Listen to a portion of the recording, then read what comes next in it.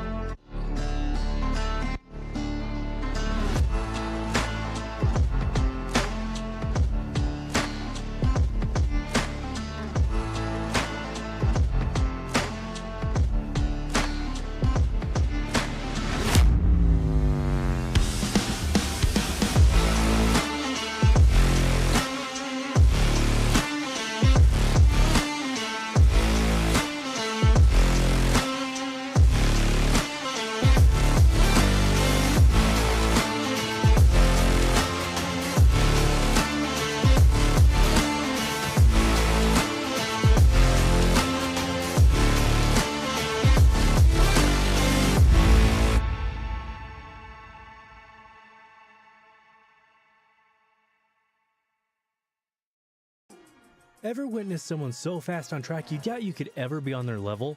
The mission of Advanced Motorsports is to demonstrate the speed is achievable for everyone. With the expertise of some of the best sim drivers in North America, we are set to release free content on social media and comprehensive guides on our website. For those seeking the ultimate experience, our Advanced Motorsport Institute and personalized coaching sessions are the way to go. No matter your level of experience, we invite you to follow us on our social media to learn to be fast.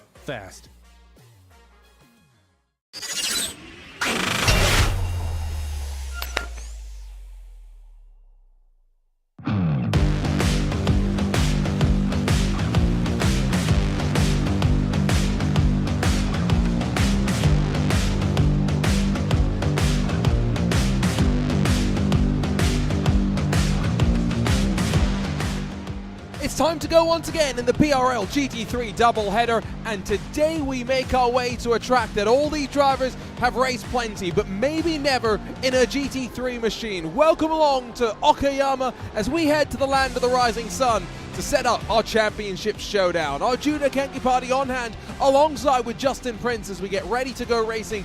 And JP, this track is a fixture when it comes to rookie racing on iRacing. I remember when I first jumped into the sim and I went racing on this very circuit. All these drivers, like I said, have raced here before, maybe not in a car like this. Yes, indeed, and keep in mind when it comes to Okayama, it is a racetrack, mind you, that can really help you learn because it's got its mixture of heartbreaking zones, its tight sections, but also its fast sweeping sections to be able to try and drive through, and a couple drafting sections in turn as well. Try and set up some passes before said heartbreaking zones. It's an interesting circuit to say the very least when it comes to the GTs though, because of some of those characteristics. Keep in mind though, this is a racetrack with some history with club racing from when it first opened up, so shouldn't be surprised to see some sports cars on the racetrack. Let's talk about the schedule, where these drivers have been, where they have still left to go. 9-round championship, and this is the final round that can be excluded from the mix. There is one singular drop week that can be used, however, it cannot be used in the season showdown at Mount Panorama. Especially important because, of course, that track very, very known for the drama it can bring, and so you want to make sure you've got yourself established going into the final round of the championship. Of course, you look through the season though, and there's a real mix, Justin, of you've got some relatively high speed tracks, the likes of Daytona, then you've got the tighter, the twistier tracks, the Suzukas, the Okayamas in many ways, and even the Road Atlantas and Mount Panoramas. It's been an interesting mixture, but keep in mind, with just being a 9-race schedule, it kind of puts a little bit of a crunch before you have to worry about the drops. It is the final week, mind you. You have a drop week to factor in, essentially, when it comes to these races.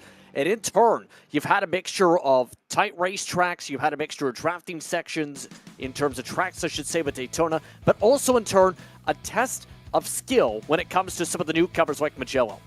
Absolutely, and that's been one of the fun things that we've had in this PRL GT3 series. New tracks being sprung into the mix, even Aragon, relatively new to the service, and so it's meant that it's really allowed for, well, shake-ups through the season as Raya Osborne now leads, and, well, it's been consistency, and the 2 wins that have seen him build the 25-point advantage back to Jeff Carollo, defending champion, of course, in his Porsche. Rob Campbell then behind in the Lunatic for Sure machine. Tyler Graf and William Fenton make up the rest of the top 5. Jim Felice sits down in 9th position. He also has 2 wins to his name, but JP, as mentioned, for Israel, it's been the consistency. 6 top 5s of 7 races so far. It consistency wins championships. That's been a major critical part when it comes to this series. And consistency, when you have a fixed setup, is critical because that kind of says a lot as you as a driver if you're able to adapt the setup and be able to survive any possible attrition. Keep in mind, though, it's still not out of the woods for Osborne. He still needs a solid run tonight to be able to get enough of a buffer, in theory, for that season finale with how Carollo's been able to keep up. But also keep an eye on drivers like Campbell and Tyler Graf.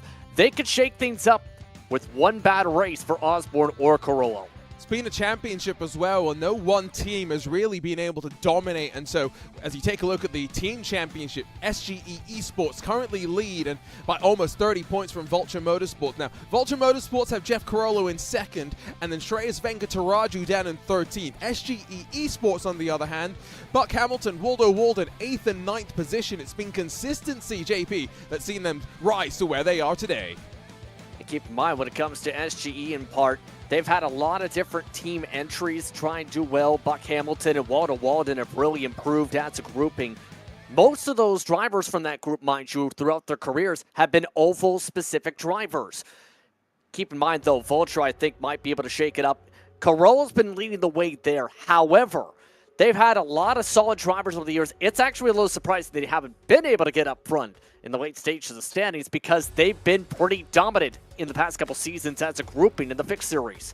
And again, 2 drivers in the top 10 and being consistently there as well. And so we'll see how the team championship will unfold. Again, remember, 2 rounds in the books still left to be played out. Drivers out on track for qualifying as the sun continues to rise. Let's take the time to thank those that make this possible, starting with Advanced Sim Racing, owned and operated by passionate sim racers. Advanced Sim Racing designs and builds the sturdiest and most durable aluminum profile racing simulation cockpits available in the market today. All PRL members also get a 5% discount on ASR products using the Precision5 coupon code. Racebox offers mid and high-end button boxes for sim racing enthusiasts, from the casual gamer up to the most meticulous sim racing driver. Competitively priced and carefully handcrafted, our button boxes are an enjoyable addition to any sim racing setup. Visit raceboxsimracing.com and get a 5% discount also using the Precision5 coupon code. Butt Kicker products add incredible immersion and realism to every game. Feel every nuance and truly put yourself in the driver's seat.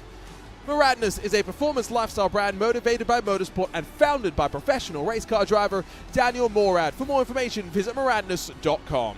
Mr. Hedge iRacing Photography. Capture your finest, proudest, or simply worst moments from your hobby in up to 8K resolution. A great addition to any sim room. And Advanced Motorsports. Get ready to learn to be fast with Advanced Motorsports. Follow them on their socials to become a better driver today. Start of those ad reads proved that, by the way, men cannot multitask. Try doing 2 or 3 things at the same time and words somehow all just start to slur out of your mouth together. Now, qualifying underway, and maybe once again an important qualifying session. We've talked about that a lot and how difficult on occasion it has been to pass in these GT3 machines, and I think tonight's going to be no different. And, well, at one point Azariah Osborne sat on top. Now it's Shreyas Venkataraju that's risen his way to the front row alongside Tyler Graf. But you look through the field, there's only a second between the top 25.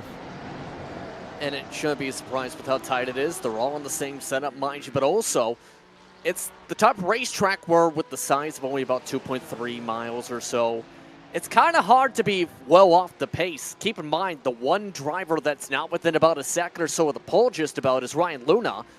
And keep in mind, Luna didn't have any practice time. That being said here, when it comes to this, it's going to be extremely hard to pass, to emphasize. Not just the usual hard to pass, because you only have really the hairpin as your main passing section, maybe into turn 1 if you're lucky. It's going to be about being precise if you want to be able to win this race tonight in the fixed.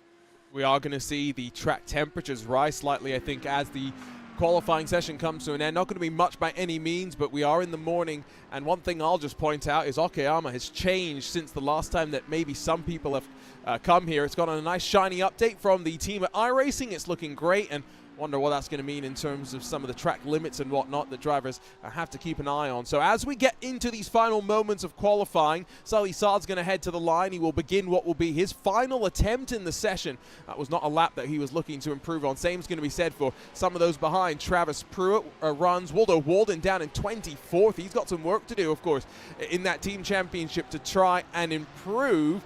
Up towards the top, I'm seeing lots of drivers just trying to set themselves up. Look how much traffic there is for the likes of Venkataraju in the 99. And traffic's not going to be too easy when it comes to this. That was a little contact nearly from Jeff Carollo. That is a teammate, mind you, that is helping. Those are two of the Vulture Motorsports machine. I was about to say, part of that swap possibly is Carollo, you mentioned a bit, in 13th. Draft is going to be fairly helpful for the drafting sections, and it might be that big difference here. Expect this to be the flyer for Carollo after a switch like that. Checkered flag going to fly in 15 seconds. Drivers will be allowed to complete the lap that they're on. There's Tyler Graff that runs his way to the line. Camera perched above of the start-finish stripe, seeing the drivers run their way towards the checkered. And we're into the pressure stages of qualifying, the moments where the best really make themselves known. Checkered flag will fly. He will be one of the first cars to run their way to the line. Andrew Trickett jumps up to 6th. Dale Peterson makes no improvement in 12th as he finds himself very quickly escorted back to the pit lane and sending our cameras back. Jim Feliz up to 3rd. Now where do the rest start to cycle in? And that still brings to the question mark how the 97 is going to play out. We mentioned the need to be able to do well for track position for qualifying. Sayad, we've seen solid runs from 2, just not able to get above the 129.7s. Again, to be quick, you need to be an hour 2/10 quicker here. A couple drivers, for the most part, have a chance to be able to improve. Most drivers, I think, are just electing to say, you know what, I'm happy with this. Let's make it stick. Others are even crashing the car trying to improve. Yeah, Rob Jeffries out and wide into the gravel. He will seemingly avoid an off-track and run to the line, but clearly with no improvement going to come from that particular effort. Bergquist runs his way down onto pit lane, so another one that thinks no improvement now. Venkataraju, Carollo, 2 running to the line in the Vulture Motorsports crew. That's a big drop-off from Venkataraju, and similarly for Carollo, he actually finds himself almost half a second off of the best time that he had set. I get the sense that conditions very much meaning that not many drivers, JP, able to improve in these closing seconds. And you mentioned how the track might get a little bit hotter. I think maybe that might have been a part of it, because obviously the more the sun rises, the more the temperature is going to go up. It's about 80 degrees Fahrenheit. They've been qualifying, or had been, for about 20 minutes. And with the race sim session being about 6 a.m., you're basically going from just about full darkness to just about some sun shining over on a very hot day in the first place. Now, the major thing is, with qualifying essentially to a close here, can these drivers prove themselves and get some track position? Well, the thing that you got to wonder, right, is that those weather conditions probably don't look like they've jumped around too much. You'd expect to see the track temperature separate from the air temperature. So traditionally, you'd then expect, qualifying sessions starting in darkness, drivers would improve at the end when the sun came up. But maybe what we were just seeing is with the fixed setups, tire management having to be something to keep in mind. Remember, you have to actually start with a full tank of fuel, and you run your way through the qualifying session from there. So 2 rounds left to go, championship to be decided, and drivers having to make some statements in the qualifying session. Let's run you down trackside to take you through the starting grid here for the penultimate round of the PRL GT3 Fixed Series for 2024 Season 1. For Venkataraju, never on pole position. First for him, he'll lead us to the green with Tyler Graff, only 16 thousandths off on the pole position time. Jim Feliz and then Israel Osborne line up behind. The championship leader on the outside of row number 2. Peter Moller then shares row 3 with Brett Thurman, as you continue to see plenty of Porsches running up towards the front of these GT3 fields. Andrew Trickett carries the Ferrari, though, to 7th. He's got Jared Keane for company in the 222. Jay Steffi, Rob Campbell, they make up the rest of the top 10, where William Fenton and Nicholas Johnson miss out on the top 10 10 starting spots, and only then 3/10 off of that pole position time. These margins uber fine, and Dale Peterson in the Audi, Jeff Carollo, defending champion with some work to do from back in 14th, Buck Hamilton, Sully Saad, 15th and 16th spots. David Morse will roll 17th, Felix Feliz 18th, and then bookending your top 20, Colin McKenzie and Jared Duploy. Travis Pewitt and then Andrew Ellis line up on row number 11 with Christopher Rhines and Kevin Bergquist lining up behind them. Still going through the field and through the times as Neil Alexander, Waldo Walden, Brian Hoskins and Ian Cabana, along with Rob Jeffries and Ryan Luna, make up the top 30 and the field that gets ready to go here today. As ever, we've got a couple of webcams that we can take a look at. Jeff Carollo, I'm sure, is feeling pretty stressed in the top left as he rolls away on the formation lap. Ian Cabana's jumping into VR to give us a perspective, and the thing that I've noted instantly off the bat is, JP, that's a short formation lap they have to work with. Yes, indeed. They only have like 2 corners at best to be able to get rolling here. Should say about 5. But for the most part here, you're talking about drivers going to have to get in a rhythm and fast. In the words of Nicholas Johnson to his fellow competitors, I've never qualified so good. My heart is racing. It's about to race even more because it's race time. Pace car off and away. Nicholas Johnson, you'd have to hope, is not feeling too tense. We're here at Okayama where we know passing's going to be difficult, and for the penultimate time this season, let's get underway. Venkataraju leads us to the line, racing in the land of the rising sun. Which way does Tyler Graf go with Azariah Osborne and Jim Felice squabbling behind for 3rd position? Felice trying to box out the championship leader, but the Audi's there. The Audi makes some contact and now slipping on through. Osborne forward to 3rd position momentarily. Still side by side and plenty of fighting as we sweep our way into what is the pivotal corner on the lap, if we're being honest. Turn 4 and the long right-hand hairpin that leads you to a heavy braking zone, JP. That cost a lot of time, I think, for everyone, though. 3rd on back, though. They needed to clear quickly. Already 4/10 lost just from that side-by-side. Felice needs to be able to keep up the trap for the top 2 as these droppers try to stretch out. It looks like Osborne doesn't want to stay in a line, though. He seems almost urgently trying to figure out, okay, what can I do here? Jeff Carollo tries to go the long way around. He will lose out to Nicholas Johnson as they now work their way through a double left-hand sequence into this final sector of the lap. It's through 7, then down to 8 at Redmond, and that's when now the hairpins begin to work their way through. No side-by-side until you get to a big send forming from William Fenson, who's really trying to get the afterburners turned to the maximum, work his way forward in the early stages. One thing I've noted instantly, close times in qualifying. Venkataraju's almost 7/10 clear as we cycle out of the final corner, work our way back to the line to end lap number 1. Clean start. Exactly what I think the entire field, 1, needed, but 2, to be able to keep things close here. In turn, though, this is exactly what you expect to see here. You see a lot of single file when it comes to Okayama, when it comes to GT racing, because that difficulty to pass. If you're towards the back, though, you need to start getting some moves in quickly because the track position is extremely important. Already some separation starting to build up pack to pack. Yeah, this is at the very tail end of the field. You can see the likes of Jared Deploy, even Ian Cabana in the Crikey Esports 774 just jockeying for ground as they head up towards that crucial braking zone that leads them onto the back straightaway. A couple of different lines maybe that you can take, but realistically you want to just be on the power as early as possible and head your momentum then onto the brakes. Look behind, couple of moves being sent inside of the top 15 or so. There's Jay Steffi in 10th and just riding in line for the time being. At this stage of the race, if you're going to be riding in draft, the one thing that always happens in these PRL GT3 races, JP, we should talk about fuel saving at some point.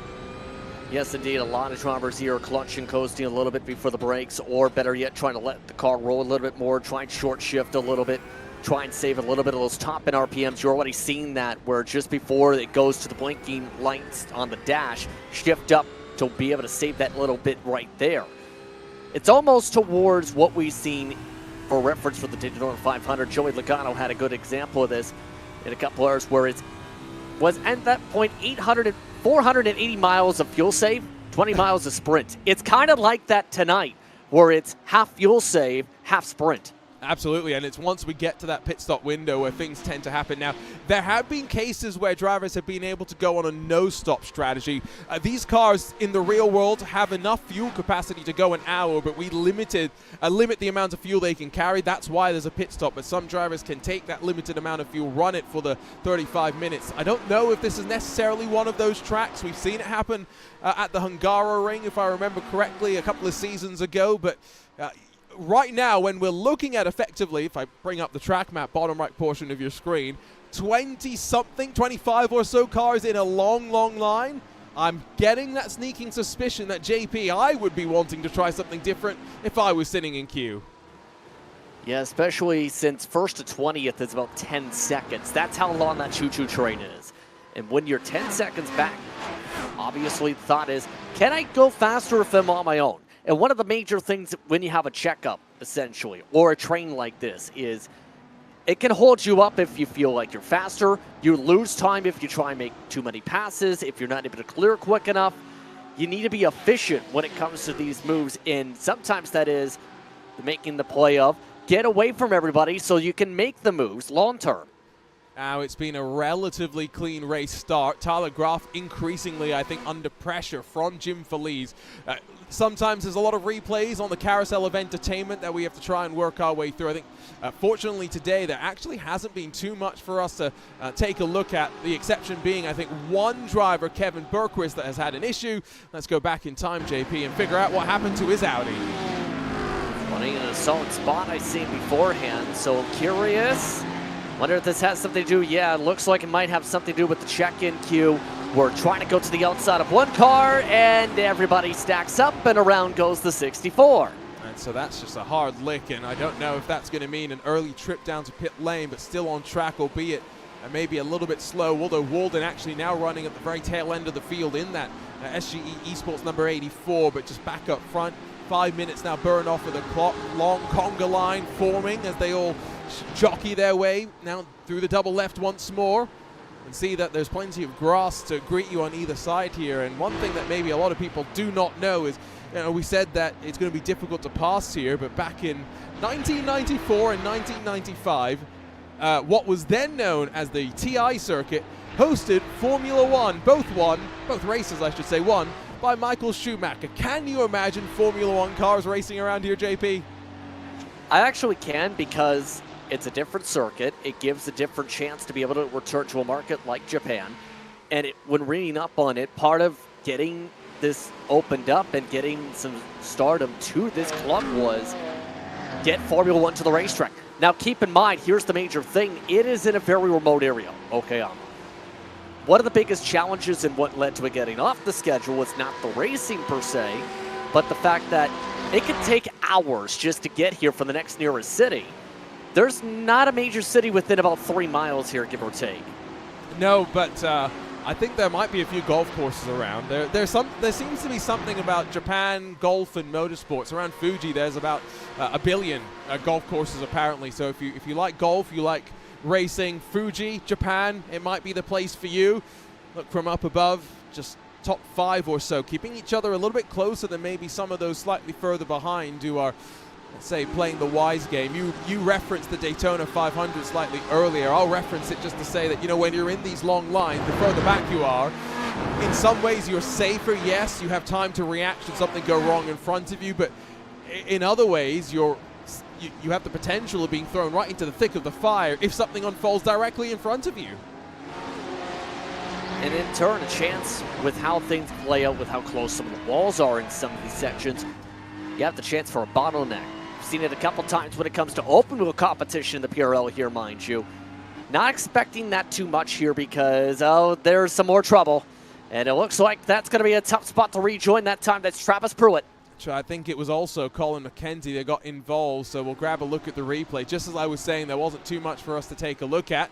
It starts to pick up in terms of business. Here's a look at McKenzie, who just runs into the rear end of a Porsche and then goes straight after the front end goes missing. And then a separate incident for Pruitt, who just gets tagged by himself too. Yeah, he just overcooked the corner and just had the job finish up right there. He was going to hit some portion of the grass. The driver behind in that place is in that spot where you either lift or you just keep going and minimize damage. I think it would have been Jared Deploy in one of your SRT esports cars that did the tagging as Riot Osborne out a little bit wide as they run out of the hairpin at turn 5. And literally, the track corner names that I've got in front of me, turn 5 is literally called the hairpin. Turn 1 is legitimately called the first corner. The last corner is called the last corner. But JP, every other corner seems to have an actually interesting name. Yeah, because keep in mind, when it comes to Okayama, when it was looking towards some of those various portions of the racetrack, in terms of some of that history, one of the first races here was actually with veteran British drivers, first of all. But second, you have that Formula One connection, trying to be able to make those connections to some of the legacy of motorsports and as a whole, and in turn, having that opportunity to be able to make those connections like Williams, like Moses, like Atwood, like Hobbs, like Mike Nightcoder, like Redmond, like the others a part of the circuit here. Again, that's part of, when you think about it, the fact they link things up a lot with Formula One drivers in its early history. I also just wonder, when it comes to naming corners, if it's as simple as going first corner, second corner, third corner, etc., etc. Boy, give me that job. I like free money for not doing very much. These drivers really having to work in the queues. In terms of lap times, haven't fallen off too much. Seen about 0.6 of a second drop off through the tires so far as we continue to work. Got to wonder how many of these drivers have done decent amount of practice at this track as well, because JP, this weekend, the iRacing 12 Hours of Bathurst presented by the Coach Dave Delta going to get underway. One of the biggest special events of the year for GT3 cars, because of course there's only 2 of them, at least traditionally, Bathurst 12 hours long with the Spa 24, that are GT3 dedicated only. And you can imagine when it comes to Bathurst, first of all, if we see a 30-car track blocker at Bathurst again like we've seen one time, it's going to be something. But better yet, it's the type of event where a lot of people, especially from Australia, but in turn, a lot of big sim racing teams like to put some heavy focus on, because it's a good tester on your speed as a whole and being able to survive attrition, but better yet, being able to take a variety of elevation change, but also tight circumstances and corners. Now, that being said, it does take a lot of practice time away from these drivers in the league scene, if that's what you're getting towards here, because really, it takes weeks of dedication for each of those major races to get the right amount of testing done. And you don't want to be like one of those team members that ends up walking away and returning an hour or two later for their stint saying, "Why is our car in the pits without a front tire?" Action starting to pick up. Rob Campbell has just passed Jared Keane, so the lunatic machine keen to get past the SRT car and slots its way forward. Yeah, I always wonder, when you have double-header weeks, how you split your time. Of course, this weekend's Bathurst 12 going to be interesting, given there are some new cars into the mix. Of course, is Riot Osborne in the brand new Audi. We've got the brand new Ferrari 296 as well. How do those drivers take to their new cars around the track? That's the intrigue that we'll get to watch. Buck Hamilton defends from Sully Saad up the inside. Saad tried to go around the outside initially and not going to get it happen. And now breakaway has formed a separation, 14th and 15th, split by almost 1.9 seconds. Well, the big part of that separation is part rhythm, part when you have battles stretch for a few laps at a time. That's what happens when you end up going side by side for too long, is you enter in a tight section where you need to go single file, preferably for time. It costs you said time. You end the rest of your pack mates. I will say this, drivers are trying to make passes. It's been difficult. Really, the only drivers above more than 2 spots gained are running in the 20s. Maybe Robert Jeffrey's the best out of them at a +6. That's about it. It's that difficult around this track already.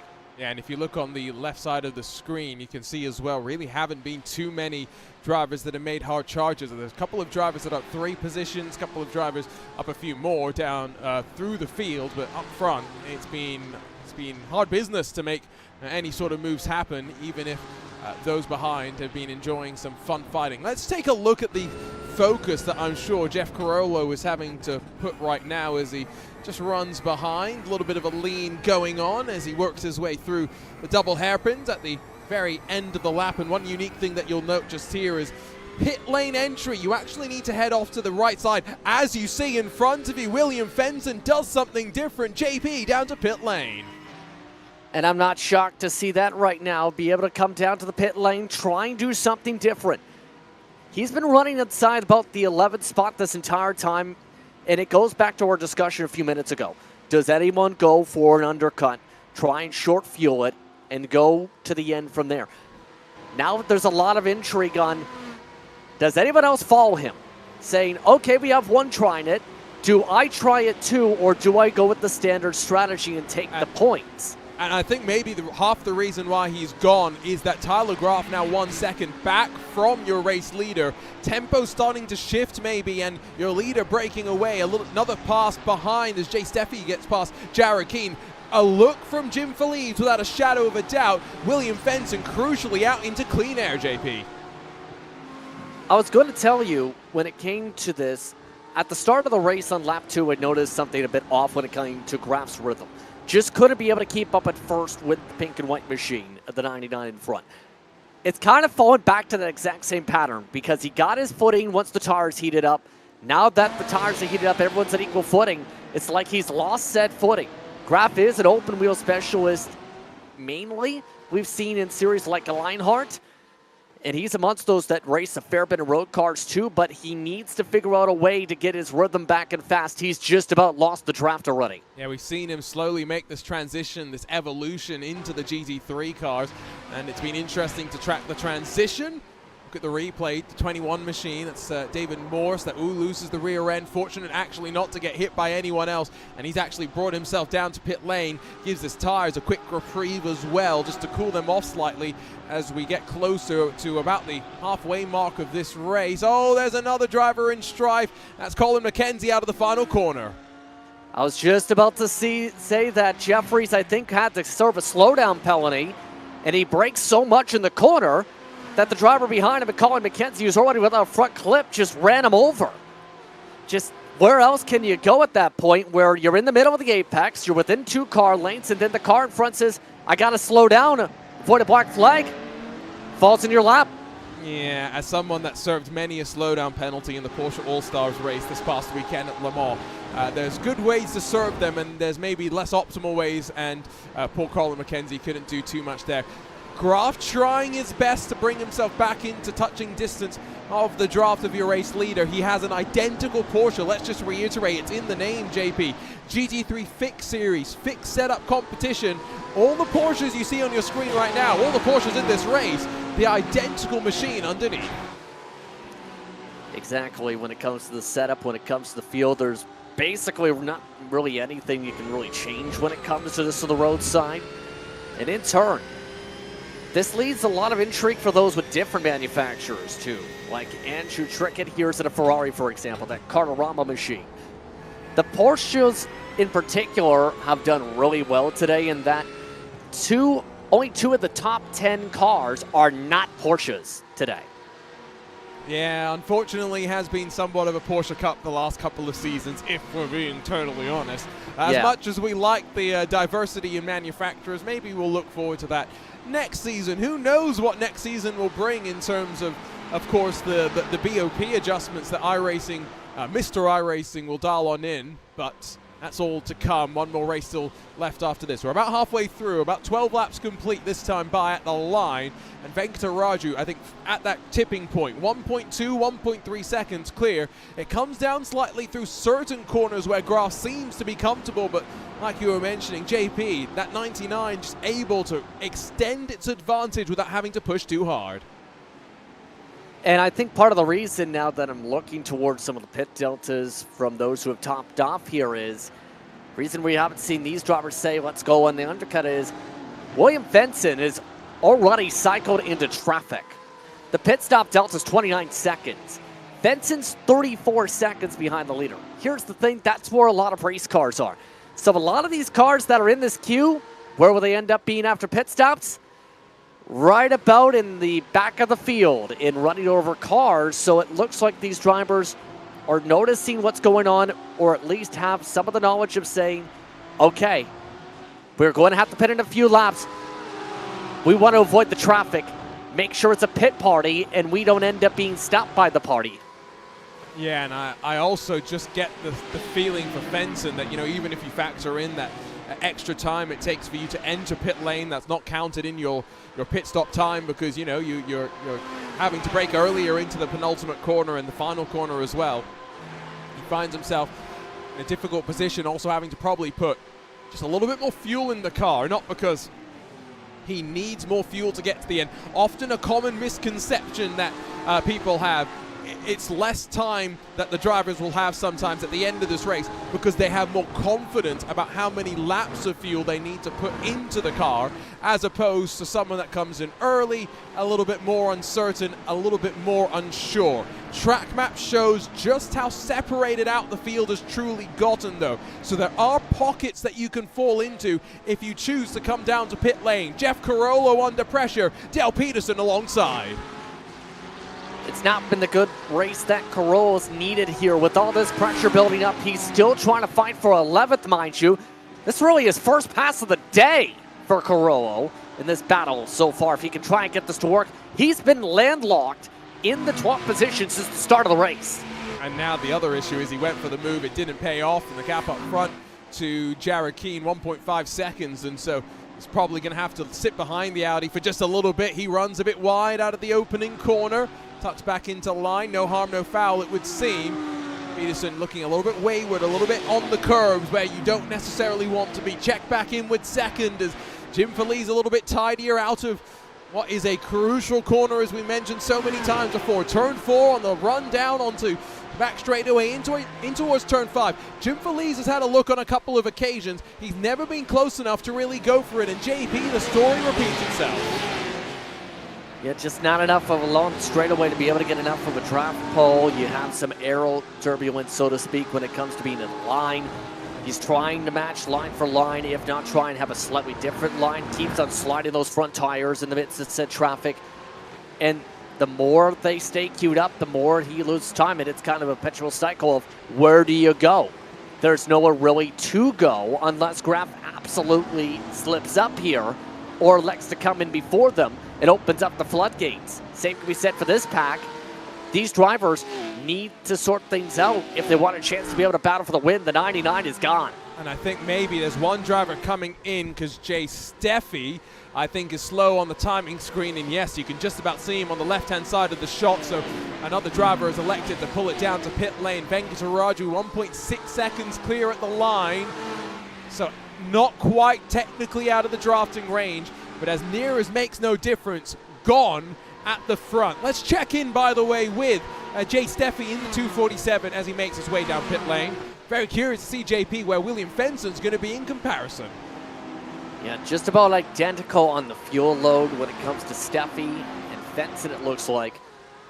I think, yeah, Steffi's still going to stay in front. So even though Fenson did have some faster times before he started to reach the back of this traffic here, the traffic is a big enough differential to where it kind of loses you the time. He only gained maybe a few spots, but not enough to contend for the win. Here we go, side by side. Rob Campbell deep into the hairpin. Trickett trying to get back through, and does. Confident out of the corner, just got so much better momentum, and now separated from those in front. These are the reasons why we saw so much patience in the early stages. Drivers recognizing what would happen if moves were made. Rob Campbell just having another look there into the first hairpin, just trying to put some pressure onto the machine in front, but it's not going to pay off. Here we go, though. What I was kind of expecting. Some drivers surely thinking it's time to bail off to the lane, and so Jim Feliz is going to be followed in by Israel Osborne, and we'll see who else for their pit stops here today.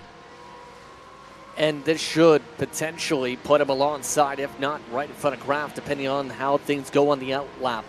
We've seen Graf just struggle when it comes to this long-term run. In terms of the pace being about a tenth or so off, and Feliz has to try something different if he wants to try and jump him here. Air-wise, he's going to be stayed queuing up behind the 77. So as we see Steffi out of the final corner, Again, he's the first car to have pitted. It's already well and truly gone for Jim Feliz. An 8-second pit stop, very short, because it's Riot Osborne, 10 seconds stationary, put 2 seconds more fuel into that car. We'll see what impact that has once we get back towards the end of the laps and see the pit stop cycles come to their conclusion. But now up front, 1, 2, and 3, all separated amongst one another. JP, this is hammer time. Yeah, I'm not talking about the dance move. I think you aren't either at this point. You have to be able to get the pedal down. You know it's push-in time. It's in lap. You have to put in your best lap possible. In-turn Graf right now has lost 2/10 this lap alone. The 99 machine is on a tear to the point where they've had the fastest lap. Their fall off is still about 0.8 of a second, and not only that, seems to have been able to save a lot compared to Graf as the leader. I think Graf knows he's got to respond and he's got to cover off those behind that have made their trip down pit lane. So we get this tense moment, this battle on pit lane. Does Graf know how short of a pit stop that Jim Feliz was able to run? Remember, I see 8 seconds on one timing screen, another computer is telling me 7.9. So it was a quick stop. That's all that we really need to worry about. Not going to go up on the jacks. It's fuel only in these GT3 series. And 1, 2, 3. The seconds tick away as Graf revs the engine and goes. 8.6 seconds the mark for him. It'll be neck and neck without a shadow of a doubt. But there goes the 77. Jim Feliz into turn number 1. Takes over the net lead of the race. That's one click on the fuel buttons, essentially. 1 second of fuel. Guess what? The gap's about 1 second. Oh, wow, a lot of the errors, like Steffi, they're basically right about where they were before, with Rob Campbell trying to hold on. This is fun. Love the way the strategy is working out. Steffi going to have to slot back into line as Campbell asserts his hold on what is now 13th spot, which will cycle forward once we get to the end of the cycle. Less than 10 minutes to go, though, in the first of the 2 GT3 races here today. Of course, this is the 35-minute GT3 Fit Series, the 40-minute GT3 Sprint Series. 5 minutes longer open setups as well. That's yet to come. Venkataraju, one more lap. He's saved enough fuel. He's confident in the gap he's got behind. Brett Thurman down to the lane. Peter Moller 1 lap longer. Andrew Trickett also going to make his way to the box. This should just about close up the window outside of your race leader, who, no surprise, is trying to take the shortest possible pit stop. It's only about 90 seconds a lap. They can still go an hour lap based on the estimates we've seen in the series. Shouldn't expect maybe Thurman to be up in the race lead contention, but as long as he is a good Santa, unlike his race car's words on the text in the back bumper, we're good to go. How short's the stop? 8.5 for him. It's pretty quick before he can blow himself away from the limiter and roar into the opening corner. Now, he won't be in front of his teammate, but he is alongside of Tyler Graf. How brave's the Madwork 77 feeling as into turn 2? He's still alongside, still has that overlap. Brave confidence from the driver on relatively cold tires, fresh off pit lane. But Brett Thurman holds his authority on what is now net second on track, let's not forget. Probably net third once Venkataraju comes down pit lane. I was going to say, looking at the data points, including the outlap for Tyler Graf, he did have a not so great outlap compared to some of the others. Some of the drivers around him have gotten up to 3/4 tenths quicker. That's, I think, part of why he was so quick there. And in turn, Thurman much better on entry in the first place, with how aggressive he was able to get it without slamming the wall. See some of the drivers behind that have still found themselves in packs rather. Trickett, King, Campbell, Steffi, and not far behind Carollo, who is still in 11th spot, being a difficult one for him, to say the very least. We get now, though, what is going to be, let's be honest, the battle that we've all finally been waiting for, the opportunity to find out what happens in terms of strategy. Venkataraju in towards the box, has gone longest of them all. We're not necessarily sure how much fuel he will put into the car, how confident he is, but how many laps he needs to go in this race. Feliz will bring the 5 out of the final corner, bring himself onto the power. 9.2 stationary for the Vulture Motorsports car that's led for so many laps. It's going to be close, but no cigar. Venkataraju still leads, but now by only 0.7 of a second. Peter Moller fires out alongside Tyler Graf as well. Now this is the true test. Is Feliz quick enough to be able to pounce for the race win here with 7 minutes to go? He's got the tires warmed up. Of course, right now in turn has the full head of steam. The major thing is he's no longer getting bottled up. For reference, Graf lost so much time during that run. He's all the way back in the battle for essentially the top 4. It's not been a great long run as the tires have worn out for Graf. Yeah, I think we'll have to keep an eye as well on what happens here, because as Raya Osborne, championship leader, of course, behind, will want to keep himself with as best a situation as possible, going to Mount Panorama, lunge up the inside. Now that's Rob Campbell trying to pass Jared Keane. Doesn't happen on corner exit as the outside banks in and allows the 222 to hold on to the spot. They kick up a bit of grass, bit of gravel as they extend the track limits to the best of their ability, and then run into the final section of the lap. I get the sense, 6 minutes to go, Venkata for the first time today has got a challenge on his hands, JP. Yeah, I'm keeping an eye on Feliz right now. He is on push mode and then some. Take a look for the onboard. You can keep an eye on the gearing specifically. You see how it's blinking. It's no longer the short shifting. Try to maximize the RPNs. Get in drafting distance. Get within lunge distance even. It's going to be difficult because he's launching it too much. He's trying, he's hustling. That's going to cost him a couple of tenths, couple of crucial tenths. There's short time in this race. Not much ground to still make passes. Rob Campbell past Jared Keane slightly further back. Jay Steffi will have to now try and slot back into the line. Doesn't want to compromise his teammate. As out of 3, in towards 3 rather, then 4 they will go. Wow, I get the sense that JP, these final 5 laps, there's some drivers that have been waiting to unleash their aggression. What did I say about the 408 miles of saving, 20 miles of pushing? We're in that equivalent for the fixed series right now. It's push time. That lunatic machine of Campbell is going to have to play aggressive defense because drivers like Keane are indicating with those little shuffles there, I want to go. The second I have a chance to lunge, I'm sending it up your inside. I think we will have, don't quote me on this, 3 laps at the line maybe. Let's go back in time though, quick look at the replay, because William Fenton, who pitted early, tangled up with traffic as he tries to work his way on forward. Was behind Robert Jeffries at the time as they worked in towards the double left-hander. Just a bit of contact, the 803 a little bit slow on the apex, and good contact avoidance in the end from those behind to avoid making that worse. You know the sad thing for Fenton? He lost spots in the end on the strategy. He's 13th. He was 11th when he pit. So that didn't work at all. They don't always work out as winning strategies, unfortunately, but sometimes it's good to try something different. And, you know, Fenton will learn, I'm sure, from this JP. He'll move forward, go to Mount Panorama in a week's time and recognize that maybe the undercut's not always the wisest. I know we were talking about that because of the traffic, but in the end, it was more so just the pace. The pace was too close in terms of the delta. If it was a track where you end up being no one else around you, it's a perfect strategy in terms of a bottleneck race. When you're having a track so short, you're coming out with cars, you're in trouble. Oh, that's a camera that's getting very close to those cars, probably on some sort of drone or spider cam operation. We had a broadcast on a different platform this past weekend on RaceSpot, where we had a poor cameraman that JP in the virtual world was legitimately placed in the middle of a straight, and every single lap just got absolutely obliterated. Like, not inside the track, like down at track level, like this camera. No, like on the track, and he would like, you know how they have those swinging cameras like at Eau Rouge? Yeah. Yeah, he had one of those, but legitimately on the track is, not on the track is Jeff Carollo. Oh, that could be the championship right there for Carollo, if not the drop week. That is disastrous for the Vulture machine. Even with Osborne's little bit of an issue, let's say, this round, and not having the speed up front, it's been more difficult for Carollo. Take a look at the replay, JP. What happened to that rear-engine Porsche? Everything looks so steady, but he's trying to push to be able to get the rest of that pack.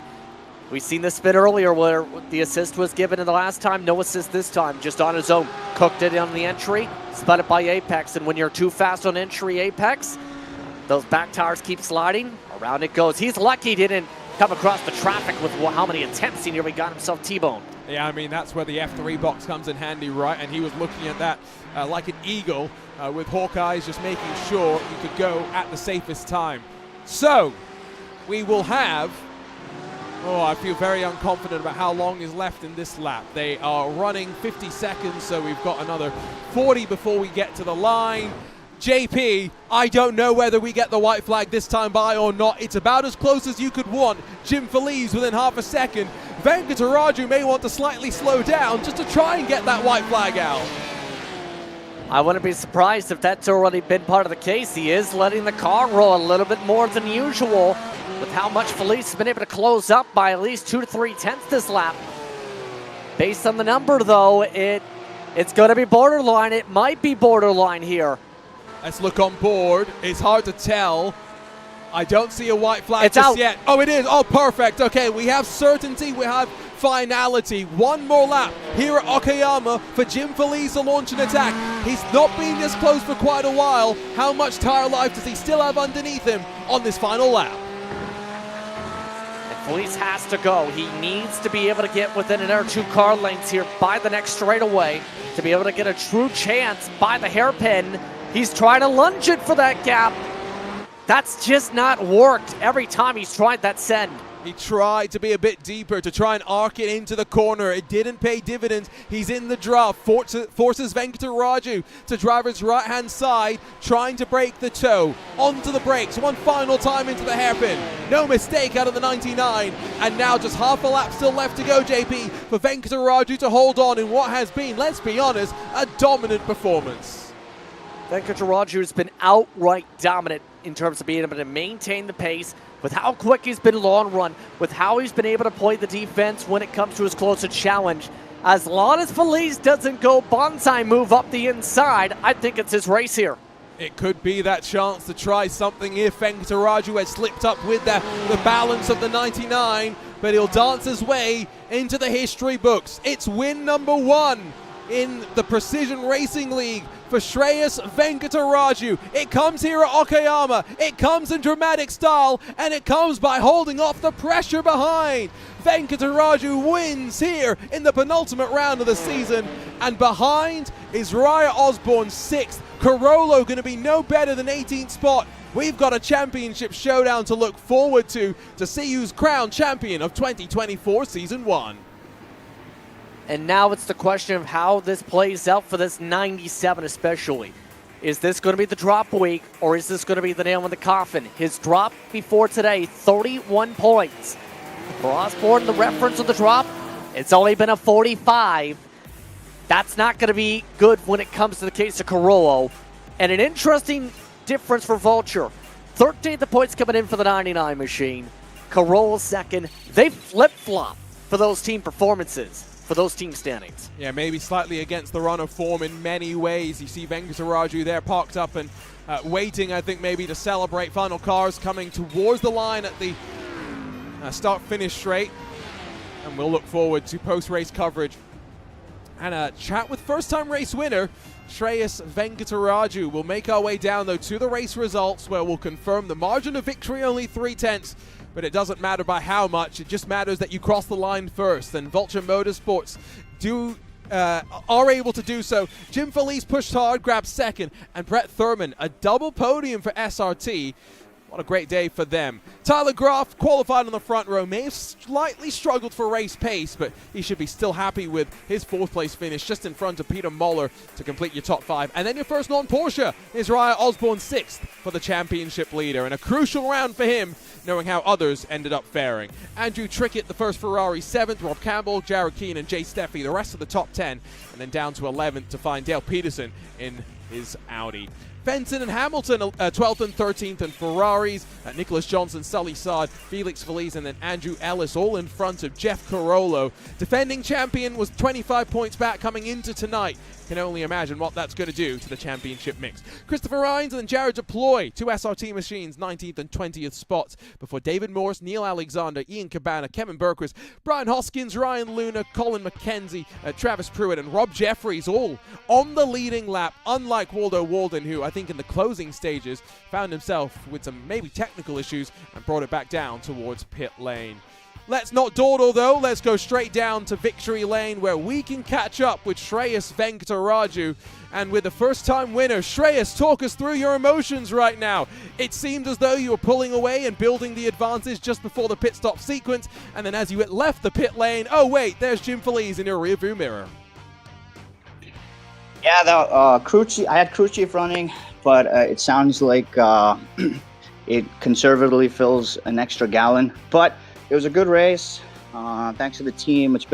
I haven't, this isn't a track that I've run very often, but so it's good that I was able to put some fast quality times and then keep the lead. I think this is one of the cleaner starts at PRL. I thought it was going to be Carnage City going into the first few corners, but it was clean and it was fun.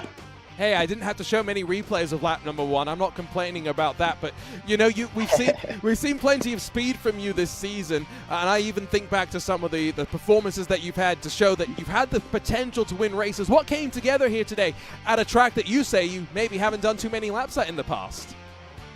Well, I've been messing with my brake pedal settings to get more progressive, doing some exercises to get my braking correctly. I upgraded my GPU recently, so visually I've been able to pick up on a lot of reference points, so that's helped a lot. And big shout out to my mentor in real life track days and sim racing, Josh. He was spotting for me today. Could not have progressed in sim racing or in real life without him. Thanks to Vulture Motorsports, the team. It sounds like Jeff unfortunately had an incident in the back, but well, the goal was to have Jeff stay ahead of me and then help him win some championship points, but hey, I'll take the win. That you will indeed. Next week, we're going off to Mount Panorama. Are you racing in the iRacing Bathurst 12 hours? Is that going to be all your preparation that you'll ever need? Yes, sir. We've been practicing all week, so hopefully that goes in. I'm sure it'll pay off for the Tuesday race, but Bathurst for Sunday, we're doing the Ferrari. So the switch from the Ferrari to the Porsche for the Tuesday's race, I think it'll be an interesting jump. So we'll see. I'm excited. Well, congratulations, first-time race winner. We'll see you in a week's time after your trip down under. Thanks. Thank you, guys. Shreyas Venkataraju, winner in the PRL, will go down to second. Jim Felice put the pressure on. He's standing by with Justin Prince. Yes, indeed, Jim. You came very close in regards to this finish here today, but too close. It's not too much there. Let me rephrase. In terms of this race, talk about the final moments with you getting extremely close, the closest you got to the lead in those final laps. Yeah, I think, started off good pace at the front, felt like I had a little pace in hand, went for the undercut, and was able to get around Graf there, and then it was just me and Venkataraju there at the end, but, tried to put a little pressure on him, get as close as I could, took a few peeks, let him know I was there, but congratulations to him on the win. He didn't put a foot wrong all day. I was on pole, and pretty much a start-to-finish win for him, so congratulations there. So in turn, what did you need to be able to try and leapfrog him to get to the front in the end here? Yeah, maybe, if I'd been able to save a little more fuel or, take less at the pit stop, it could have been possible. But, at the end of the day, like I said, he didn't really put a foot wrong. I don't think I could have gotten by him. There wasn't much I didn't try out there. So good race for him. So with that being said, one more race to go on the season. Are you going to be racing in Bathurst coming up here? Yeah, I'm looking forward to it. It's a very unique track, challenging track, very easy to make mistakes around there and race-ending mistakes. So, I think we've got a couple guys that have been practicing for the 12 hours, so they should be bringing plenty of speed, might be able to teach us a few things, and we'll see how it goes. So congratulations once again on the run. Once again here, Jim. Thanks, guys. Jim Felice able to get himself a second-place run. Brett Thurman very quietly getting himself a very solid run. A 2-3 for SRT cars, in fact. Brett, talk to us about the strategy on how you were able to get yourself into the conversation and jump past some of the drivers, including Tom McGrath. Well, I got to tell you something. I didn't prepare much this week, so I have to thank my teammates for helping bring me up to speed pretty quickly at the last minute. And I lucked out with a really good cue, and I faked it from there. So what were some of those discussions in turn with everything coming so last minute in terms of that, yes, you just said? Well, Jared gave me a few line pointers at the very end. That was very useful. It showed me what I was doing wrong. And then he also had some fuel calcs. And, I'm kind of stunned. I had presents for everybody. What do you mean presents for everybody? I am the bad Santa. Oh, gotcha.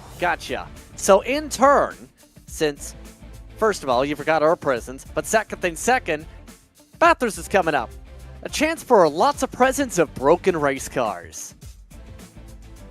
I'm looking forward to Bathurst. It's a fun track, and you just have to have nerves of steel up on the hill.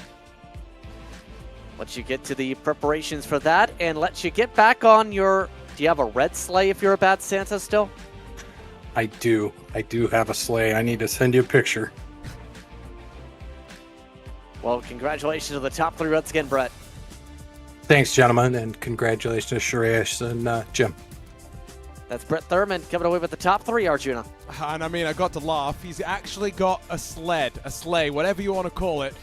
It exists. Next time we talked about broken race cars a little bit with the drivers, and well, hopefully we don't see too many as we make our way to the mountain. Interesting to hear that some drivers participating in the 12 hours, others not, but to be fair, I don't blame them. 12 hours at the mountain sounds like a scary proposition to say the very least, as 50 GT3 machines will be flying around the track this weekend for the iRacing 12 hours of Bathurst, and we'll come here 7 days from today, JP, to wrap up our 2024 Season 1 crown. I find it more so intriguing about the drivers who said, okay, we're not going to be running the same car, by the way. So it kind of emphasizes just how the BOP is in this series with the Porsche and compared it to the official side.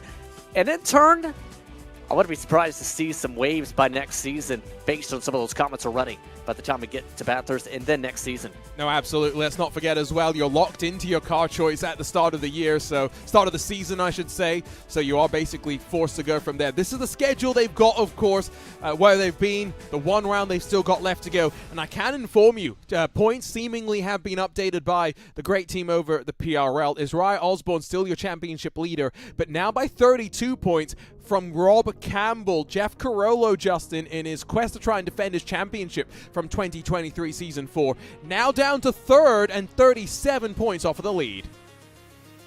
Yeah, I don't think that's going to be easy to close up because Osborne's been consistent. Even though tonight was the best of best runs for Osborne in fixed, he's going to need to be able to run well, but still, I think Osborne's in the driver's seat.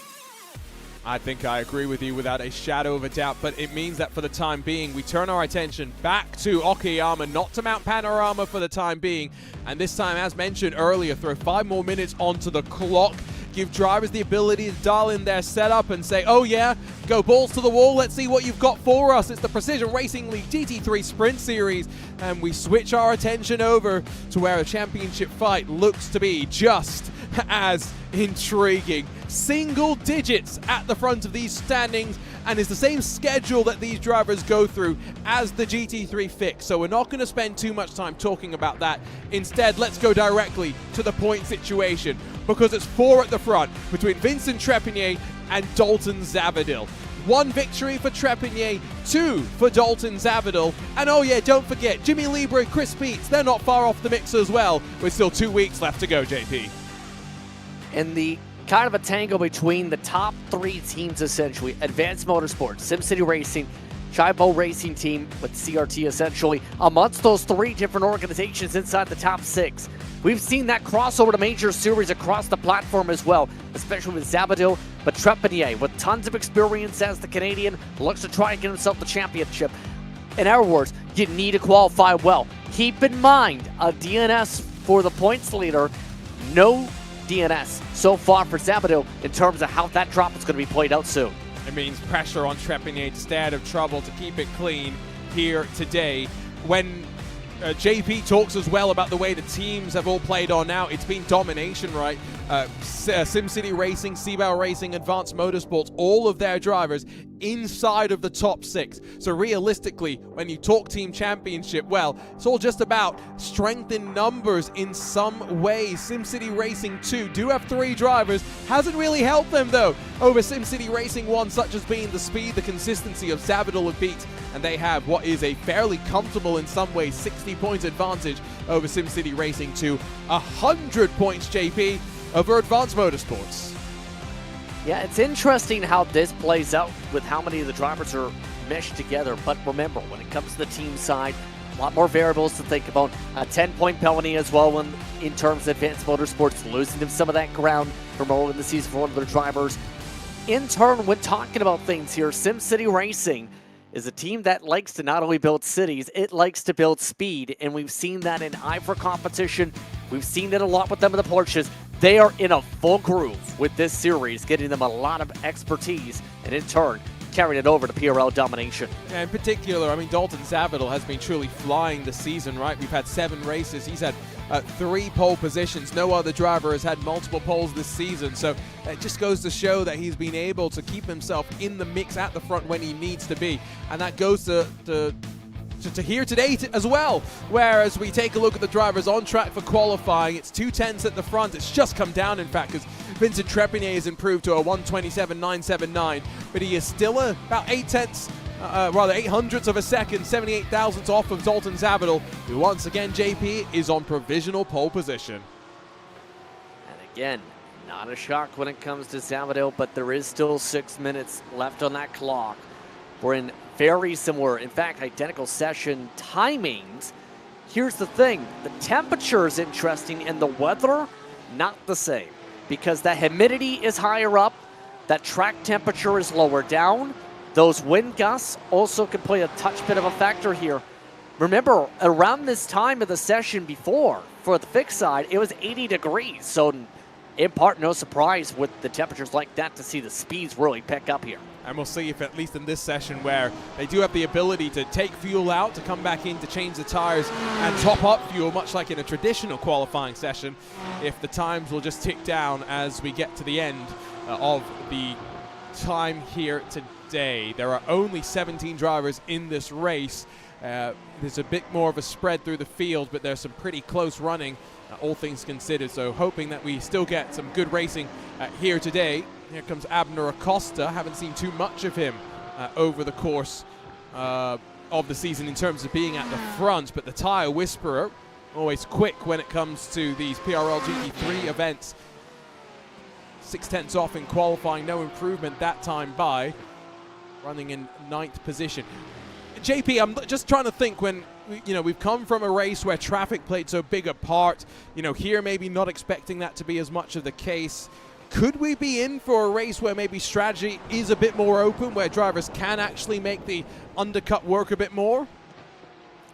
That still doesn't fix the pit delta situation, though, in terms of by the time you're done the pit stop, you're in the back, you're coming out at the back of the pack.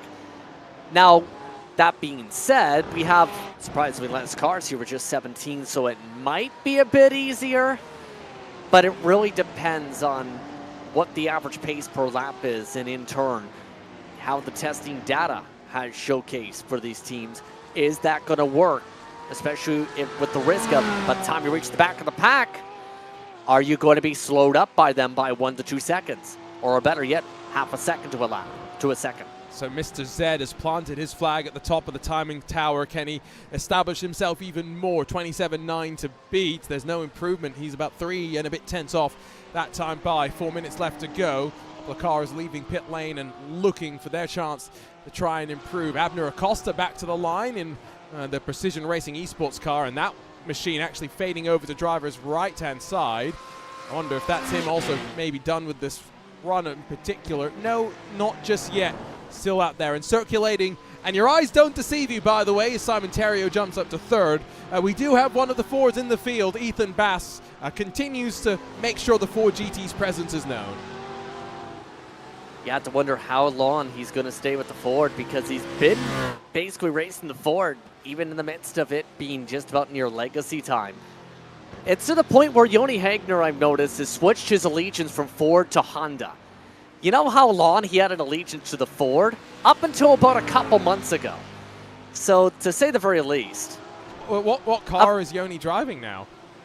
Like I said, Honda, so I'm guessing the touring car Hondas. Yeah, that's what I was wondering, because there's no Honda GT3 car, so I was like, yeah, interesting. So Yoni's just gone away from GT3. Maybe that's what will happen to Ethan Bass as well. Sign-ups are open for the Precision Racing League 2024 Season 2. From what I understand, GT3 Fix Series filled up basically in the blink of an eye, so unfortunately no chance for you to go and join that running. However, if you feel like you might want to join the GT3 Sprint Series, still plenty of slots there as Dalton Zavadil completes what is yet another run in this qualifying session, returns to pit lane. Chris Beats, we'll see if he does the same as he he runs into turn 1.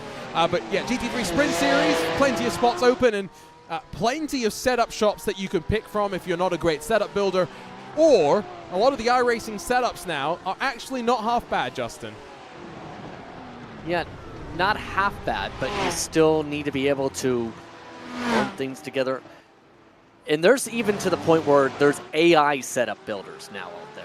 To the point where, if you remember things like Setup Assist, or better yet, like the Crew Chief app from the mid-2010s, a lot of drivers now are seeing that start to come over with AI technology investment. There's been a couple groups I've talked to, actually, that have seen that start to expand into the exploratory or the beginnings of that. So imagine ChatGPT, your iRacing setup, and imagine if it ends up winning. Yeah, and just to clarify again, remember, a lot of the iRacing baseline setups are good enough to compete. They're built by the likes of Christian Challoner, often with help from the community, so don't feel afraid of using those open setups without any changes to jump into the fun. Jimmy Libra is up to 6th. He displaces Fernando Yaquez from that position within half a second of the pole position time. Dalton Zavidal is back out there on track and getting ready to go for what is going to be one final flyer. Less than 60 seconds to go on the clock. Drivers beginning their final attempts in the session. Now it's going to be where you have to push. I think right now for Zavidal, there's no need to majorly push. He's been running the same times basically the past little while or so. In fact, he's set 2 straight invalidated laps. Others, they need to go. Miguel Fonseca, he's turned into a better oval driver with how he's been running some of these races this season on road. He's 13th in this session. He's been a top 10 driver in a discipline that's not been his major. He's in that backdrop to this Porsche in one of the Audis. Of course, Fonseca is someone that's competed for championships when we used to have a Pro-Am split in the class. I'm hearing rumblings we may have that once again in future PRL GT3 seasons. Now, Vincent Trepanier gets within 4,000 of his best time, but no improvement in the closing stages. And so now the challenge for pole will come from outside of the 87 machine. Who else has got chances to improve? Well, Jimmy Libra out of the final corner kicks up some gravel. That's definitely not going to be him on the run to the line, finding some time. Kevin Simpson, he's bailed as well. You can see him parking the car on the right side of the track. Boris Ovando, he's heading out of the final corner in the number 22 machine, the Precision Racing Esports car. Another one of the Porsches, many of them in the field here today. To the line, finds some improvement, and gets him up to 3rd. Few 1,000s over Simon Theriault right there.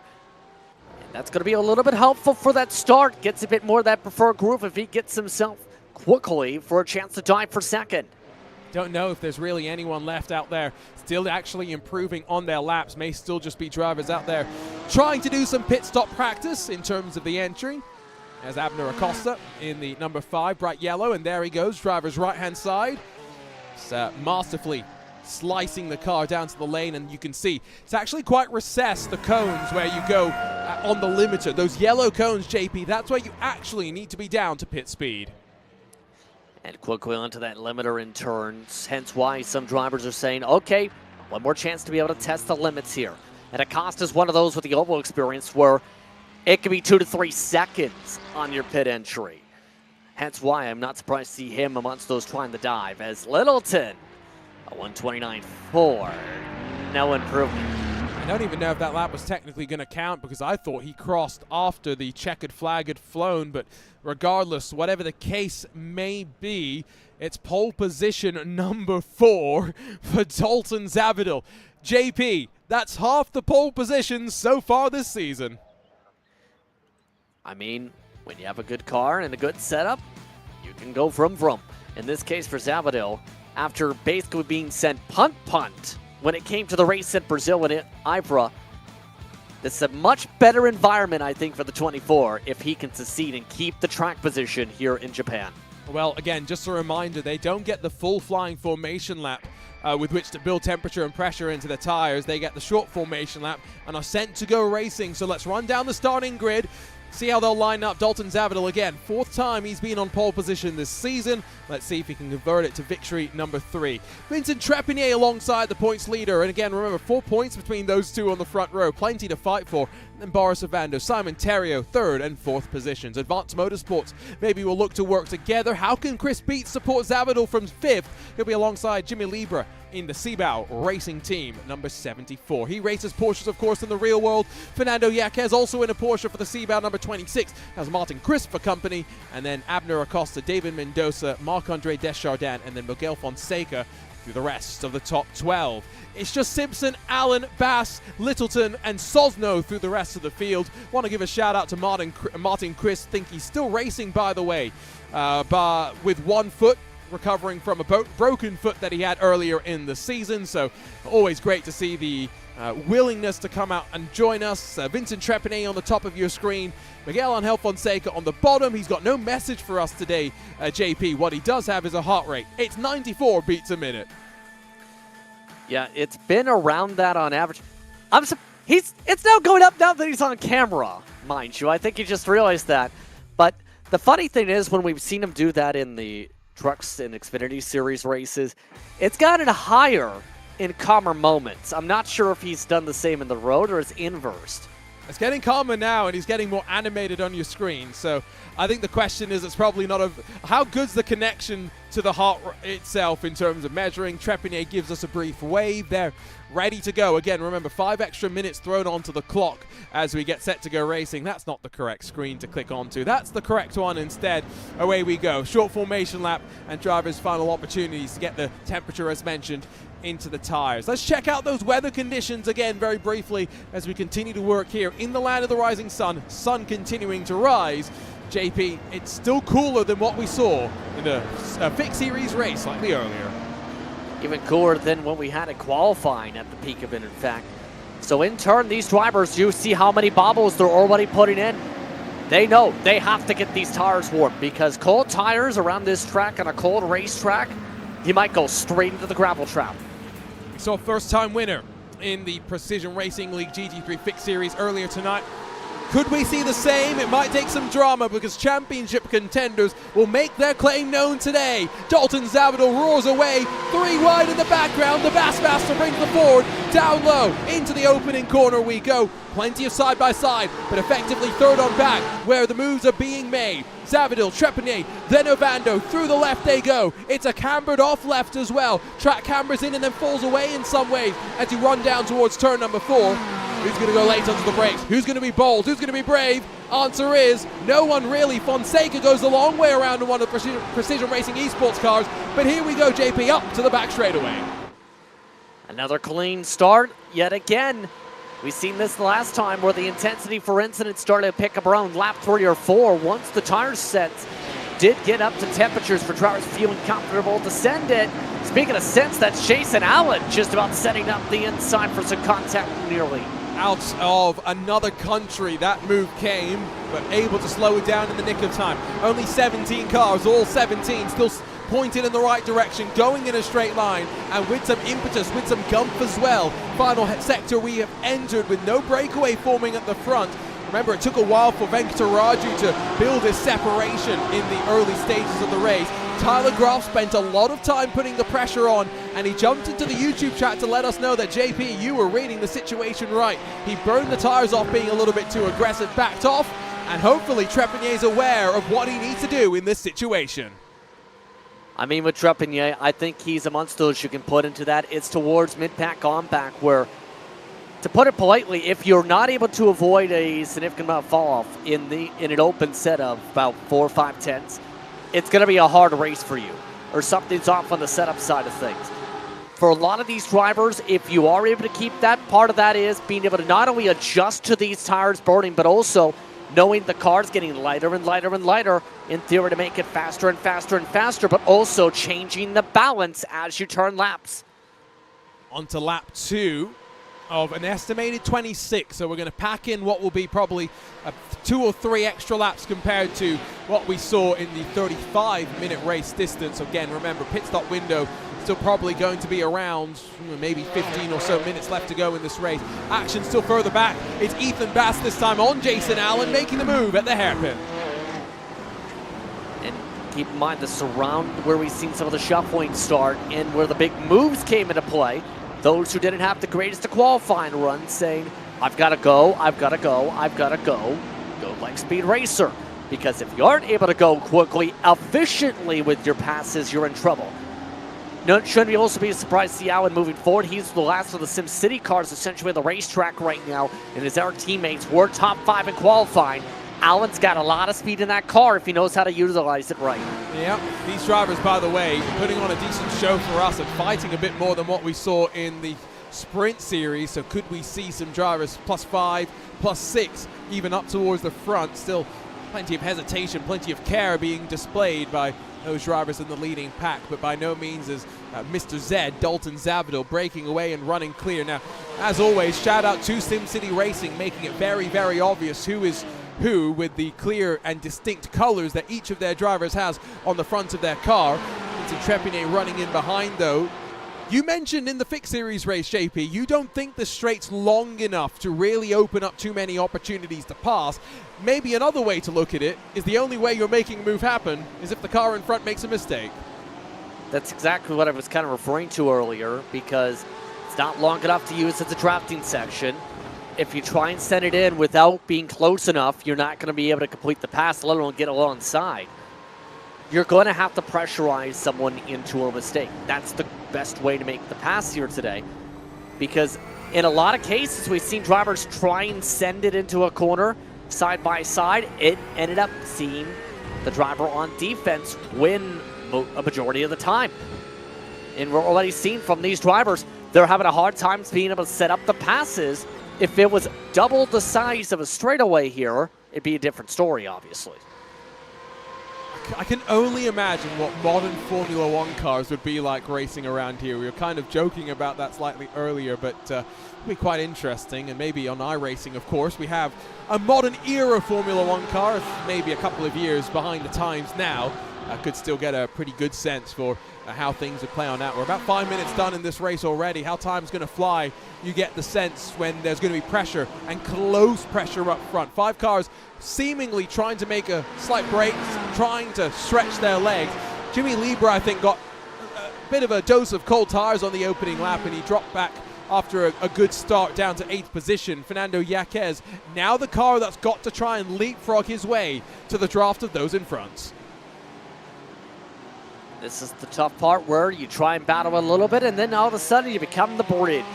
And when you become the bridge in this circumstance, well, it's not going to be an easy time. He's lost this on his own, essentially.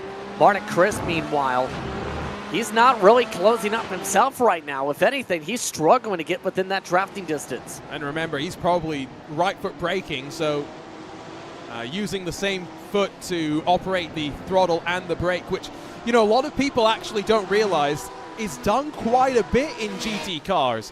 There's a lot of drivers, I'm not going to name names because people might, you know, have this weird association with right foot braking being bad, but no, it's not.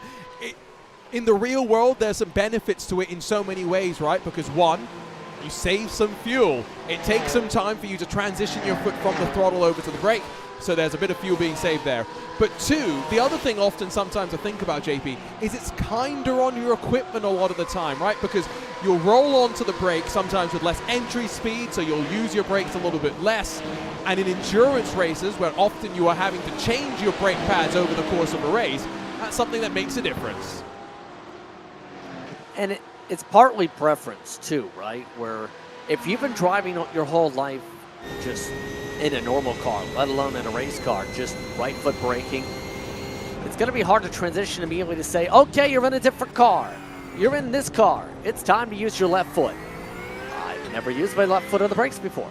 Now, Shane Van Gisbergen is a good example of that, where he made it work in next-gen competition in NASCAR when he won that race in the Chicago Street Circuit. In turn, though, it's important to realize, too, there is still some of the negatives where it might be a big difference on reaction time, for example. Take, for example, the oval side, too. where that's almost emphasized to where if you're not using 2-foot braking, you'll burn your tires more in that case, because with road racing, like we've seen in this series, especially, you have more time to be able to roll through the corners. On the oval side, where it's more beneficial in the two-foot braking to some, if you're able to get used to it, you're able to get exact on the mark and be able to let the car roll on through the throttle while trying to brake, try and use that braking differently, and in turn, burn up less of the right front because you're not trying to rush back into the brake after having a half a second hesitation between roll and brake or roll to gas. Up front, 6/10 between your leaders, Zavadil and Trepigny still. 1 and 2, Ovando beats, and then Simon Terrio, as mentioned, the one behind in the queue of top 5 cars that just continues to run away. These drivers, of course, as mentioned, dial in their cars with the open setups.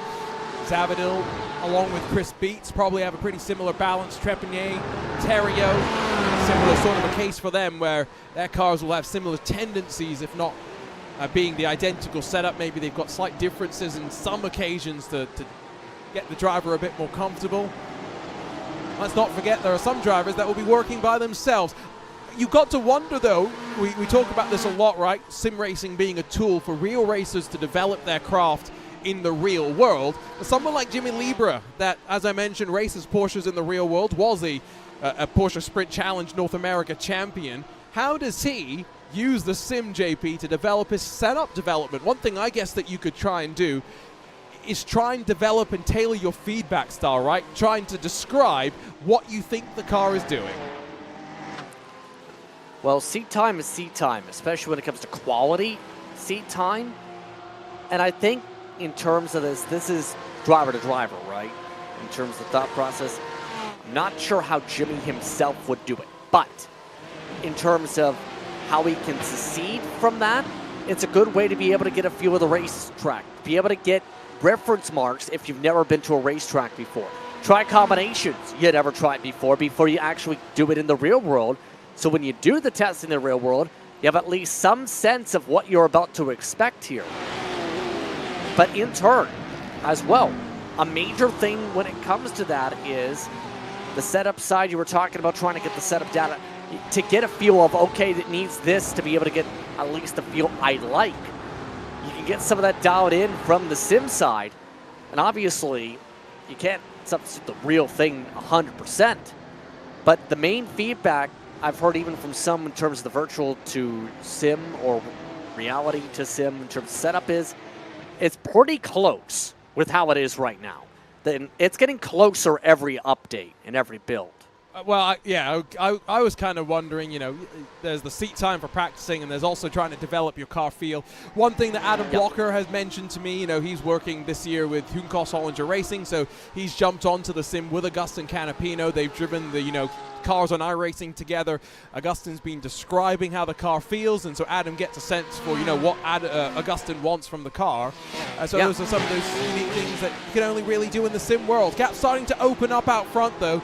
Colton Zavadil now up to a full second clear of Vincent Trepigny behind, another second to Ovando, another second almost to Chris Beats. These drivers increasingly really starting to show what their tire wear is like. Your race leader only dropping off about 3/10 from his fastest lap of the race. What did I say earlier? If you're able to limit fall off, it means you're a very good driver. And or have a very good setup, but you also have to be a very good driver in the first place to be able to understand what needs to be done. Zavadil's carrying over that momentum we've seen that team have all throughout the season. But Trepigny, he's competed in high-level series on multiple different platforms. He's one of the top sim racers when you think about it, actually, in Canada, actually, on the road side. Trepigny still keeping solid pace. He's just got 11 mistakes. He's made a couple mistakes already in the midst of the sentence where he's just taking it a little bit too strong or having to recorrect the wheel, and that can cost you momentum for the long straights. Look back at the tail end of the shot where Fernando Yaquez in no man's land, not closing on the top 5, but pulling away from Martin Crisp, Jimmy Libra, and Abner Acosta. The fight for 7th on back. Crisp a little bit wide out through turn 1 in the bright red SimCity Racing car. And in this field as well, let's not forget, we were discussing it in the fixed series, but such is the case in the sprint series as well. Left side of the screen, you look at the manufacturers, we got plenty of Porsches, one Audi, one Ford, one BMW, and one Ferrari. Hopefully next season, we've talked about it already, JP, we get a little bit more of a shake-up in terms of the car selection. It's really going to be down to how the BLP is, first of all, for the start of the season. And two, how the setups are built. You mentioned Christian Challenger. I know he puts a ton into those special event race BOPs, get it down to the minute detail, because as someone who's worked within the broadcast booth, he's very analytical. He can analyze down to the very minute. He sees something wrong even in the midst of the race. First thing is, okay, I'm going to, as soon as we're done the broadcast, I'm going to probably forward that straight onto the iRacing service. He takes a lot of notes from what I've noticed. There's a reason he made all the way to eNASCAR competition too, as one of its top team builders, and essentially with one of the smallest groupings of the late 2010s. iRacing recognized the talent. He's got the talent, and he's still a good driver, mind you, in series like the Major Series. Now, you can't change it mid-season. That's the big thing. We haven't seen Christian Challenger in this series since round 2. He was racing in the Ferrari, so maybe that's why Venkataraju is going over to the Ferrari. He thinks Christian Challenger likes the Ferrari, and so he's just followed what Christian was racing earlier in the season. We are what now? Going on about 15 minutes or so done in this race. Gap out front now up to 1.5. Dalton Zavadil just looking very, very comfortable. Let's ride on board, shall we? With Vincent Trepinet for a couple of moments, get a sense for the balance of the car, and hopefully, JP, no more mistakes on board as we ride from his perspective.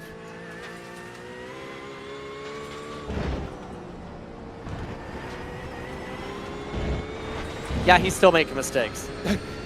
Well, just simple as that. He just hit the inside curbing, ran into part of the sand trap, lost himself an error, half a tenth to a tenth there. He keeps sliding the back tires. Yeah, Zavadil is just on a tear to where he's nearly half a second quicker than the field now. He is flying out of the final corner.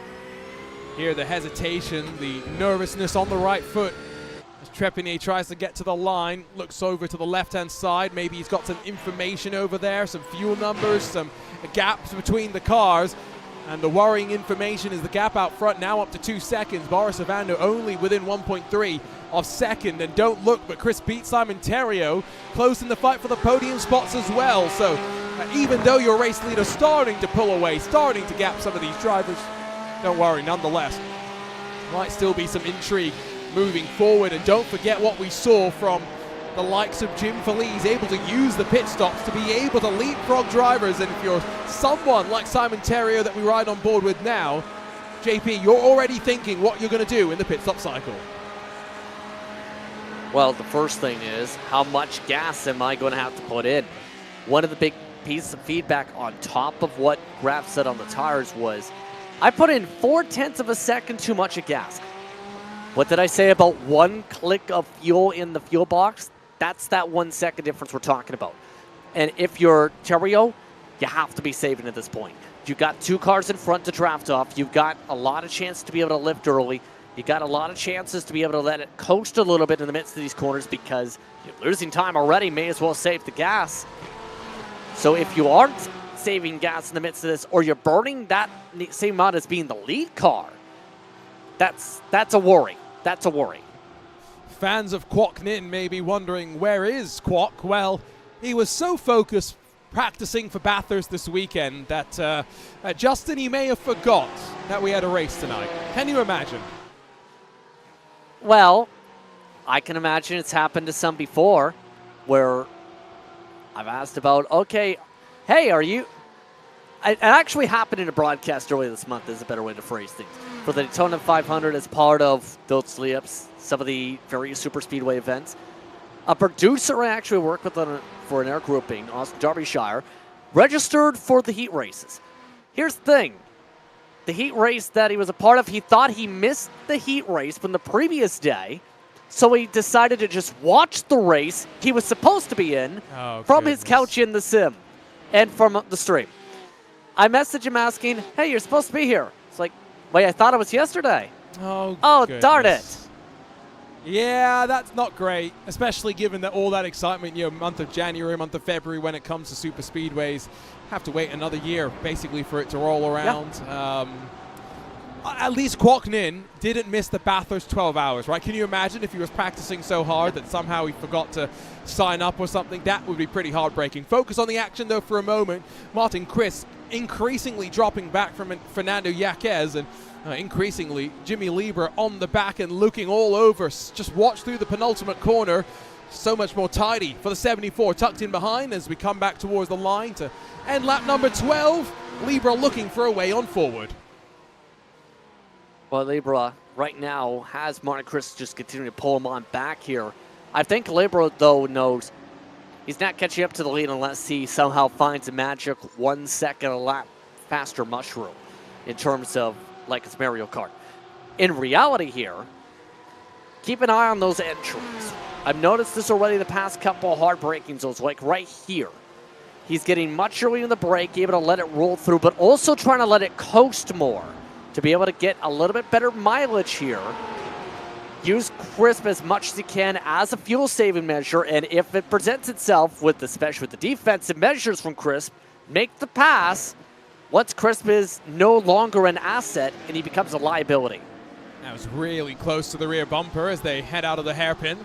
You got a great shot down the back straightaway as well. JP earlier in the broadcast had talked about, the remoteness of this track, how far away it is from, most of the bigger cities, and it's just mountainous regions in so many ways around here. Feels very, very isolated, very, very calm and quiet, although interrupted is that calm and quiet by the roar of race car engines, and what better way to interrupt the stillness and the quiet of a morning here in the land of the rising sun. We're almost halfway through this affair, then 40 minutes, of course, on the clock to start with.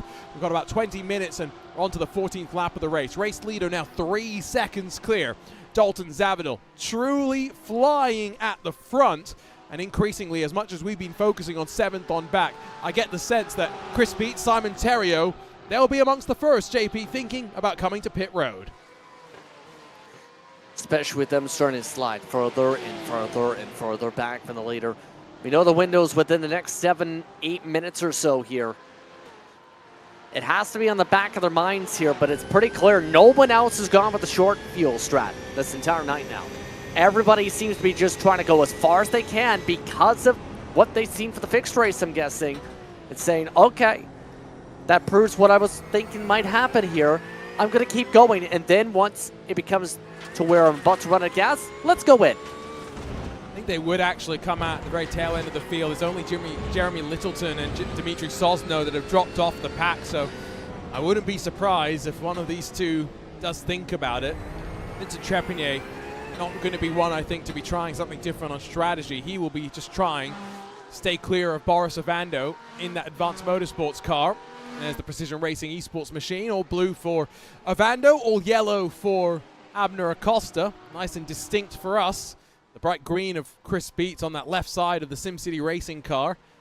Let's watch the momentum down into turn 1 as Simon Theriault shows himself in the rearview mirrors. The LEDs for the Porsche not blinking, no flashing of the lights needed to highlight that a car is there and sitting in your rearview mirror. No pit stops just yet, and no one going for any sort of a move either, because Martin Chris lost another 9/10 of a second almost to Yaquez last time by, and still no way for the 74 to go on through. They're just absolutely boxed in here. It's to where it's almost like Monaco, but with trees. You just ride and wait, get your pit stop done, execute the pit stop. If you execute, you get the job done, you gain the spot. If you don't execute, congratulations, people will take your spot. Now, a big shout out to the one and only driver in this queue to apparently use their headlights. The Ford is literally the only one with the lights on their car. Apparently iRacing doesn't feel like the other cars need the headlights anymore. The Ford paves the way for the rest of them. There's a much tighter line for Martin Crisp out of the second of the left-handers. And again, just not Yaquez, sorry, Jimmy Libra, Yaquez's teammate, very calm, very composed on the rear ends. Surely is faster, but just not going to be able to make the move happen. 18 minutes left to go. We are into that window where you are, without a shadow of a doubt, able to make it to the end on fuel.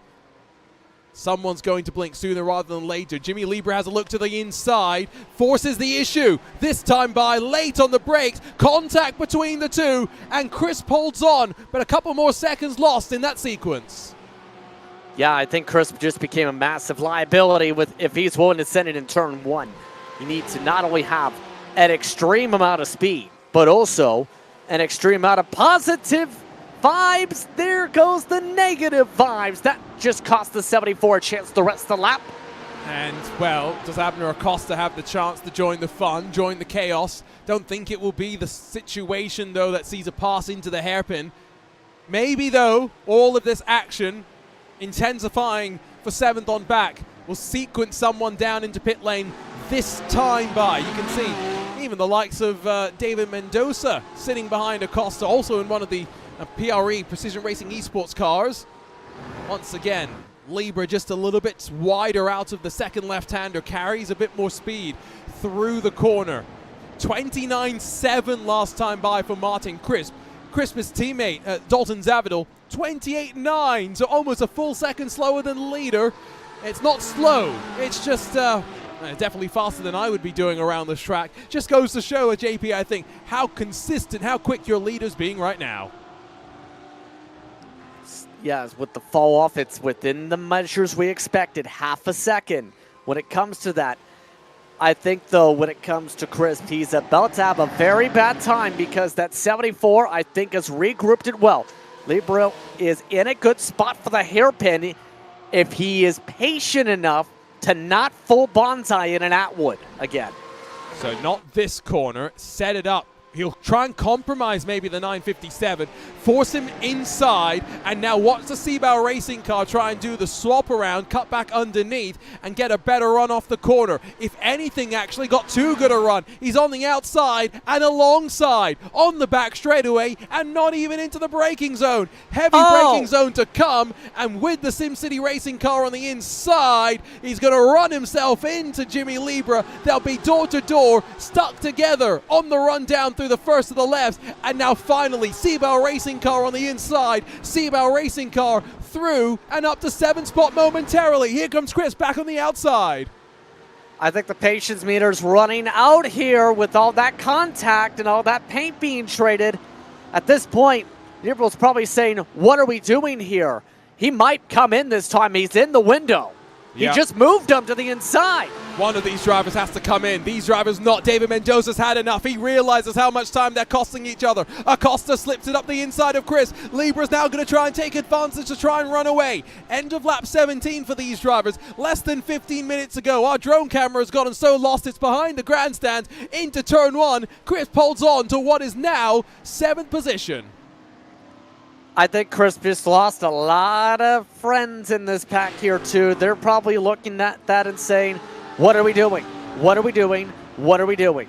If you're Libra, that takes a lot of control, but first of all, to not have the full set, but also that's the experience, knowing if you're dealing with that, this is how you hold on without spinning it. Chris just lost all his help in this. Everybody's coming in, passing quickly. His tires must be shot as well. If he can get to the pit lane this time by, a chance to cool them off. Fonseca not going to try and slip on through. He's forced to the outside in his Audi. Take a look on board. His heart rate up to 108. Ethan Bass trying to get to the inside as well. I mean, this is helter-skelter action stuff. And as the Bassmaster slides back into line, Fonseca holds 9th. I'm amazed, JP. His heart rate's only 110. I've seen it go to 120 on the ovals, actually. There it goes to the 120s nearly.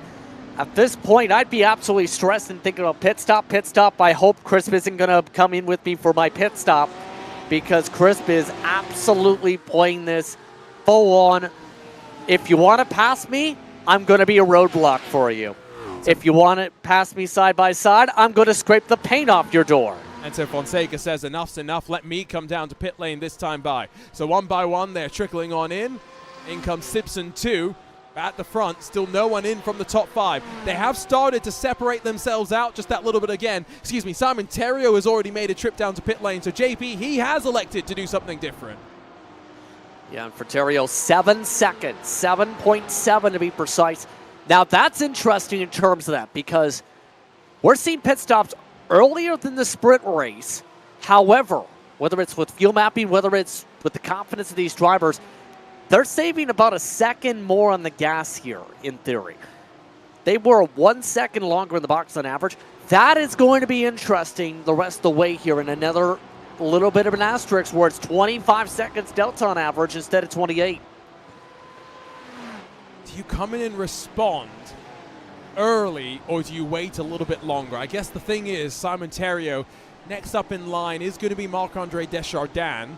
He's only 3 seconds up the road, but if there's no traffic to deal with, surely these drivers will recognize that maybe Terrio's got the hammer down. We'll get a sense of the lap time next time by and get an update for you then.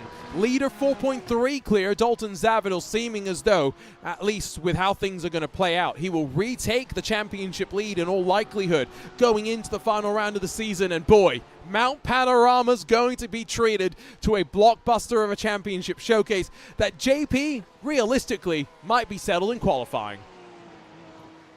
I mean, track position is huge at the track, especially if someone wrecks in front and the entire field ends up getting held up for about, I don't know, the whole entire race. So, that being said, again, it's almost exactly like Okayama, but with much tighter walls, where you have to be up front if you want to contend and be able to battle in the drafting sections. Be in the main pack. If you're not in the main pack, it's going to be recovery mode the rest of the way. You have to get it dialed in setup-wise in the sprint. Let's go back to the battle for what was at one point 7th, is now 6th, because Jimmy Libra, Abner Acosta, Martin Crispin, Ethan Bass. No one really coming down to the pit lane. And disappointingly, JP, they've stopped fighting in and amongst each other as well. What's going on?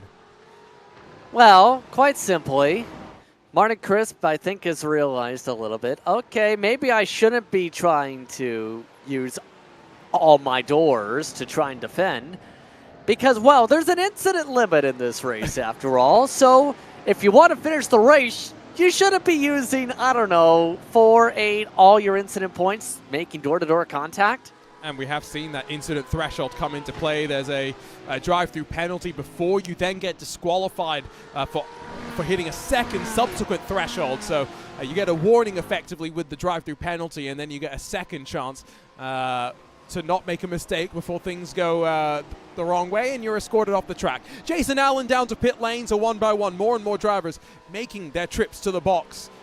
Next lap by, surely someone in that battle, pack for 7th or so, is going to blink. Vincent Trepanier runs, of course, in 2nd. Dalton Zavadil, your race leader, running clear at the front. His fastest lap of the race, also a 28.374. He's led every lap so far. There are some bonus points that come into play, and those might be important, JP, just knowing that it gives him a little bit more of a threshold in the championship margin. Especially with how slim those margins came in, mind you.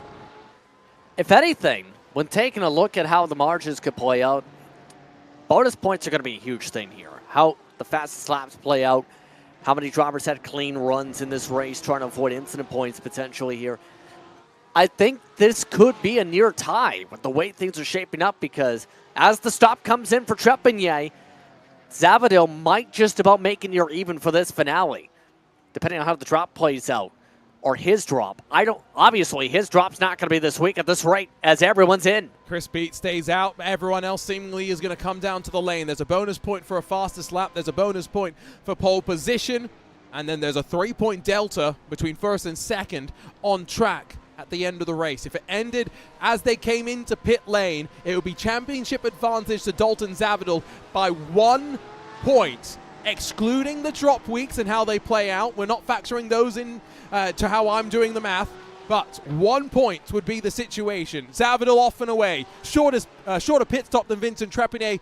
Margin to your race leader. Still going to hold at around 4 odd seconds. And then Boris Ovando 3rd. And then Simon Terrio jumping up into 4th position. We'll have to wait to see where Chris Beats will fare in comparison. Keep in mind, Chris being out there might actually be a little bit of a help for the draft side of things. Trepanier did not have a good sequence, though.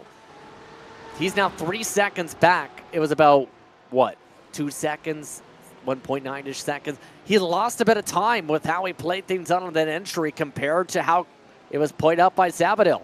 I think you'll find, actually, JP, it was closer to 4 seconds, actually, at the time of the pit entry. Regardless, it's still not close enough to battle. No, absolutely not. So, yeah, I think Zabadil's comfortable with the balance of the car. Here comes Beats, though, down to the lane.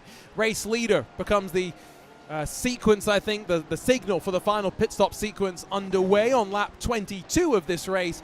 Yaquez, Libra, Acosta, and Chris going to follow in the number 33 to hit their mark. So we watch as Simon Theriault navigates through the final corner. He has Boris Ovando directly in front of him.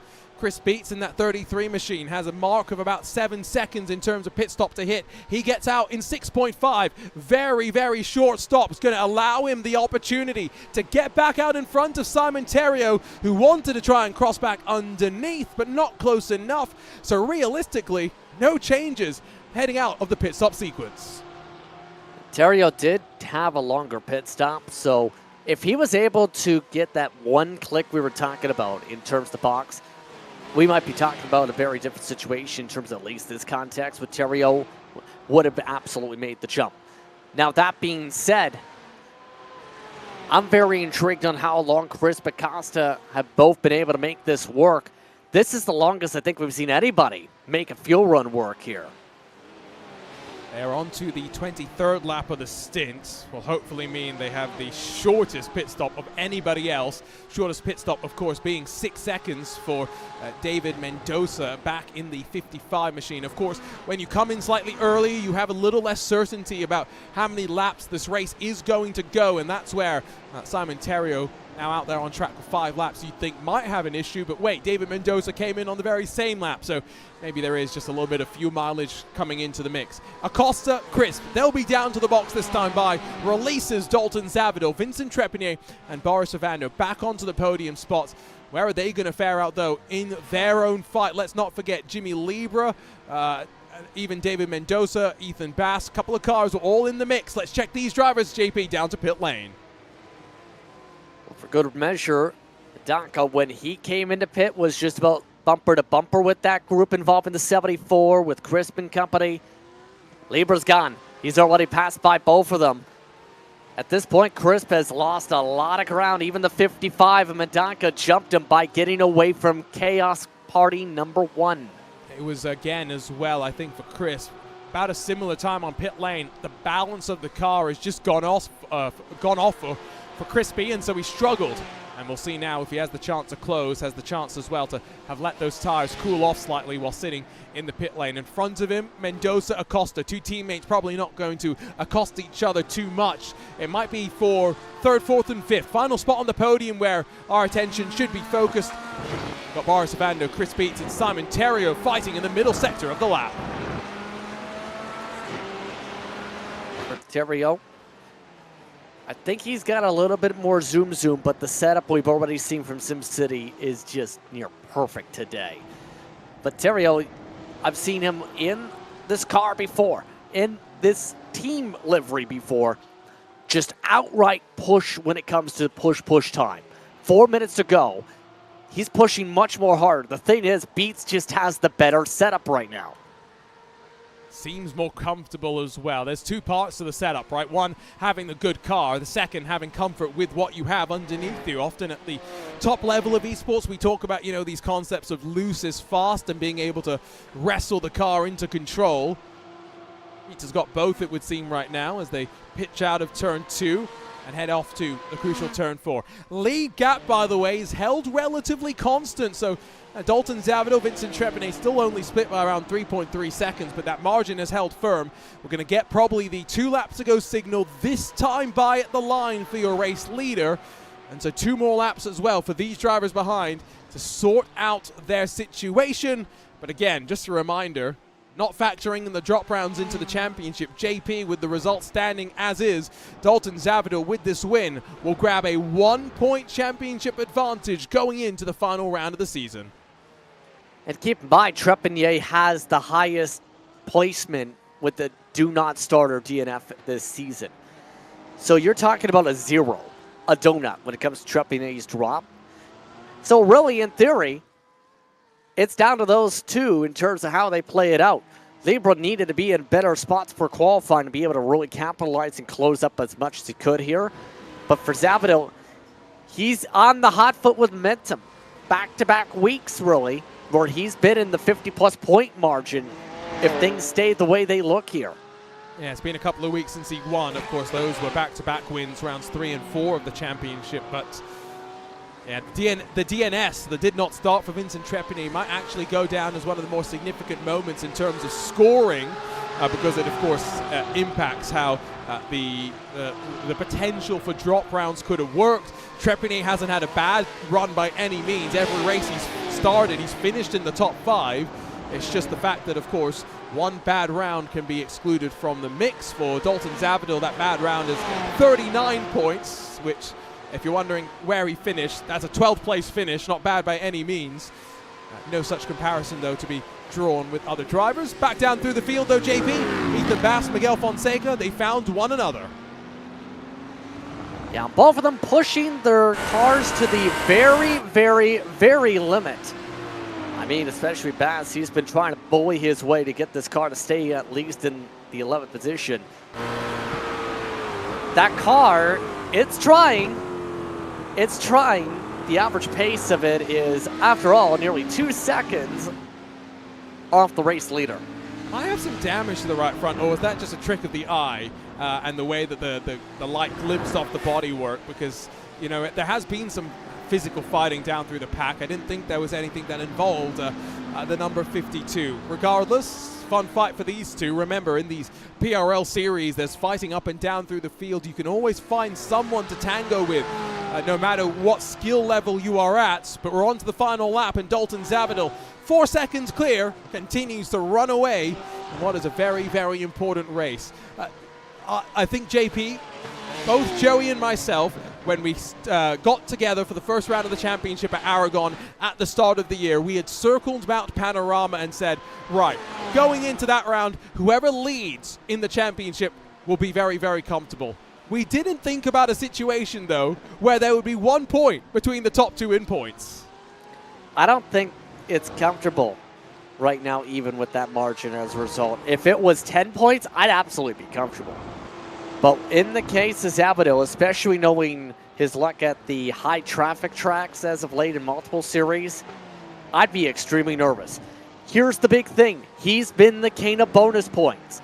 Great at poles, great at getting fastest laps. He's been a hot lapper. That's been a big difference on why it's been so close with those 7 additional bonus points. And another couple of bonus points will see him take that championship lead. He puts aside the chaos of the weekend to get back onto the top of the Precision Racing League. Winning ways return for Dalton Zabadil, Mr. Z, on top at Okayama. And in dramatic style, 4 seconds clear of the chasing field behind. Lights will flash from Chris Beats in recognition of a good performance from Boris Avando to grab the final spot on the podium as we get the final drivers to the line. JP, 8 weeks of competition now, all build to one final 40-minute dash. And again, we've had championships in this PRL GT3 Sprint Series that have been single digits before. And the last time it happened, to the best of my knowledge, JP, it was decided on the final lap of the race. And very well, it could go that same way when it comes to Mount Panorama. You said potentially in qualifying. But keep in mind, if they're 1-2, don't expect to be an easy fight for especially Trepanier, because all it takes is a lot of back and forth in the midst of that battle. Oh, by the way, it's teammate burnout time, it looks like. They're grabbing some pictures for the team on social media or something. Whatever the case is with those drivers, they will have, of course, plenty of time to prepare for this weekend's iRacing Bathurst 12 Hours presented by the Coach Dave Delta, all building, of course, a little bit of extra preparation for them in this PRL GT3 Sprint Series. Race results, 4 seconds see Dalton Zabadil grab what is his 3rd win this season, 5th fastest lap, 4th pole position. I mean, those are remarkable numbers. Vincent Trepigny a solid 2nd place, though, and 3rd goes the way of Boris Ovando for the Precision Racing Esports team. Chris Beats 4th, Simon Terrio 5th, and then Fernando Yaquez, Jimmy Libra, the Seabow Racing Team pair, Abner Acosta, David Mendoza, and Martin Chris, the final driver, scored inside the top 10. Shout out to Crisp again for driving on just one leg, even if he slightly struggled with the pace and the balance of his car. The Bassmaster 11th and Miguel Fonseca 12th. Great to see the close fight between them all the way to the end, just a couple of tenths splitting them. Marc-Andre Deschardins, Jason Allen, Kevin Simpson, Jeremy Littleton, and Dimitri Sosno. All drivers scored on the lead lap. Only 17 of them, to be fair, ended up taking to the green at the start. And again, that is official confirmation. One more bonus point and the fastest lap go the way of Mr. Z. Dalton Savadell is on top and waiting for us in victory lane once more. Dalton, congratulations. It was a 4th pole position, a 5th fastest lap, and a 3rd win. You were clearly very comfortable here today at Okayama. Yeah, I did a lot of practice all week and did a bunch of work on setup. Kind of changed the setup concept kind of late, actually, but we found an extra couple of tenths of pace by doing it, so we were pretty excited about that, and really, obviously, it paid off. It seems as well like you just had a really good balance through the run. You said you found that change late in the day. I've got to ask, how many laps, how much time do you have at Okayama in the past, especially in a GT3 car? We were kind of guessing that not many had done this combo before. In a GT3 car, 0 laps. I have run the Porsche Cup car here in another league race, but that's the extent of my racing at Okayama, really. Well, I guess, you know, some's better than none, but good to know that we weren't too far off the ball there. By our calculations, Dalton, 1 point was going to be the margin between you and Vincent going into the final round of the championship. 8 rounds have all built, so 40 more minutes at Mount Panorama. What do you think we're in store for in 7 days' time?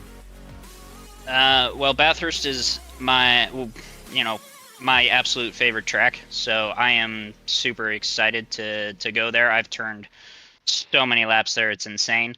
So I'm really excited to be running that racetrack, and hopefully we come away with a championship.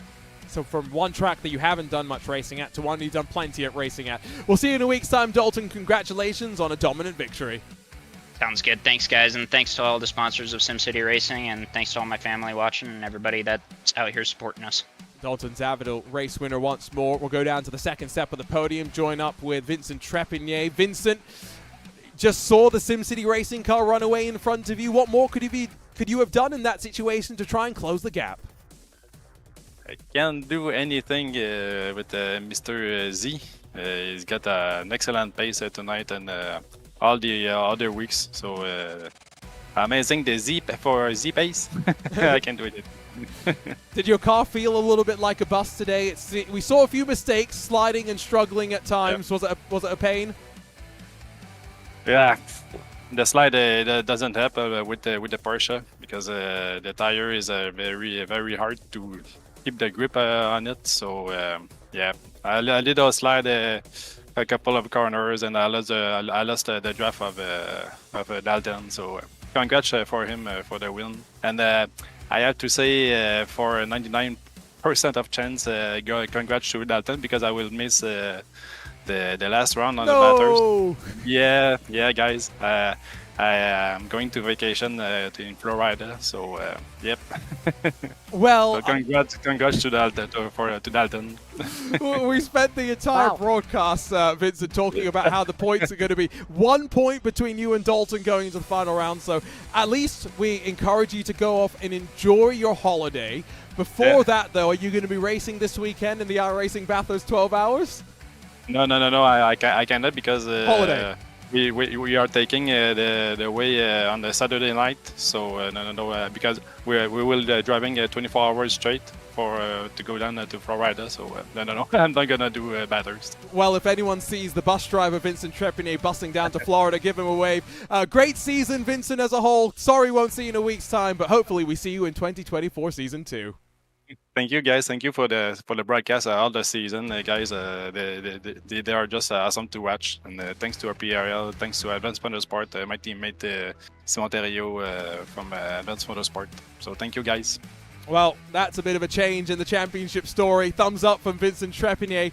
And with that shocker being laid down in the broadcast commentary booth, well, Justin Prince is standing by with third place finisher Boris Avando.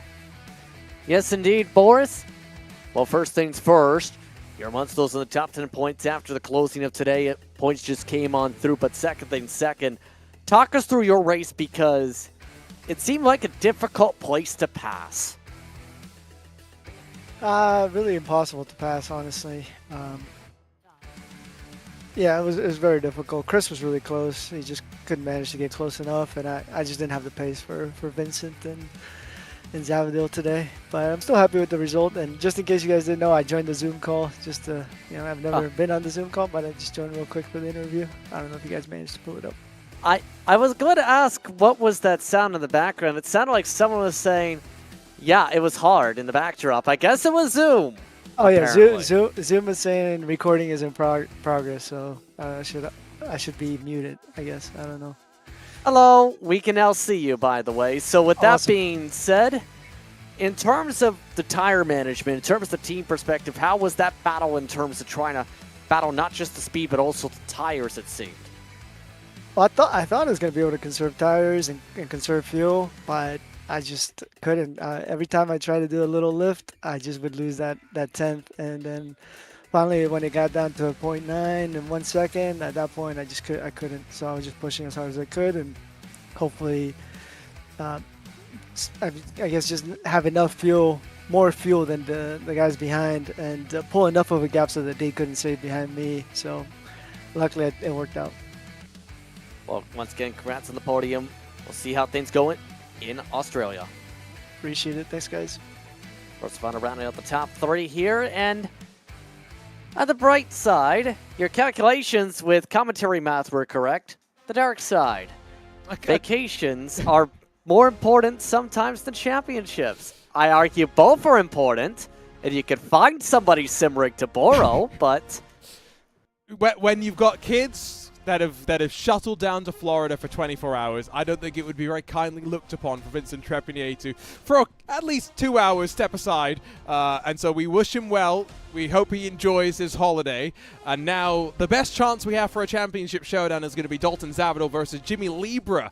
24 points between them as we make our way over to the mountain. It's still going to be the same treacherous race, JP, but yeah, just now without any championship stakes. yet now it's very comfortable with the difference. Now you can settle it basically through the qualifying. That being said, if Zavadil ends up taking a trip to the grass or a trip to the paddock by the mid-portion of the race, the championship can get very crazy. He just needs to survive. It's the important thing. Don't get in a crash. That's it. And one thing that you will, of course, remember is that we saw plenty of rain in this year's Real World Bathurst 12. No rain for us to deal with next week. It's coming, though, and coming soon. Here's a look at the schedule. Again, a reminder of where they've been, the one round they've still got left to go in this first of 4 seasons in 2024 for the Precision Racing League. As mentioned, sign-ups are already open now for 2024 Season 2. So you want to join the fun, head on over to precisionracingleague.com. And you can sign up now and save your spot. As I mentioned, GT3 Fix already full.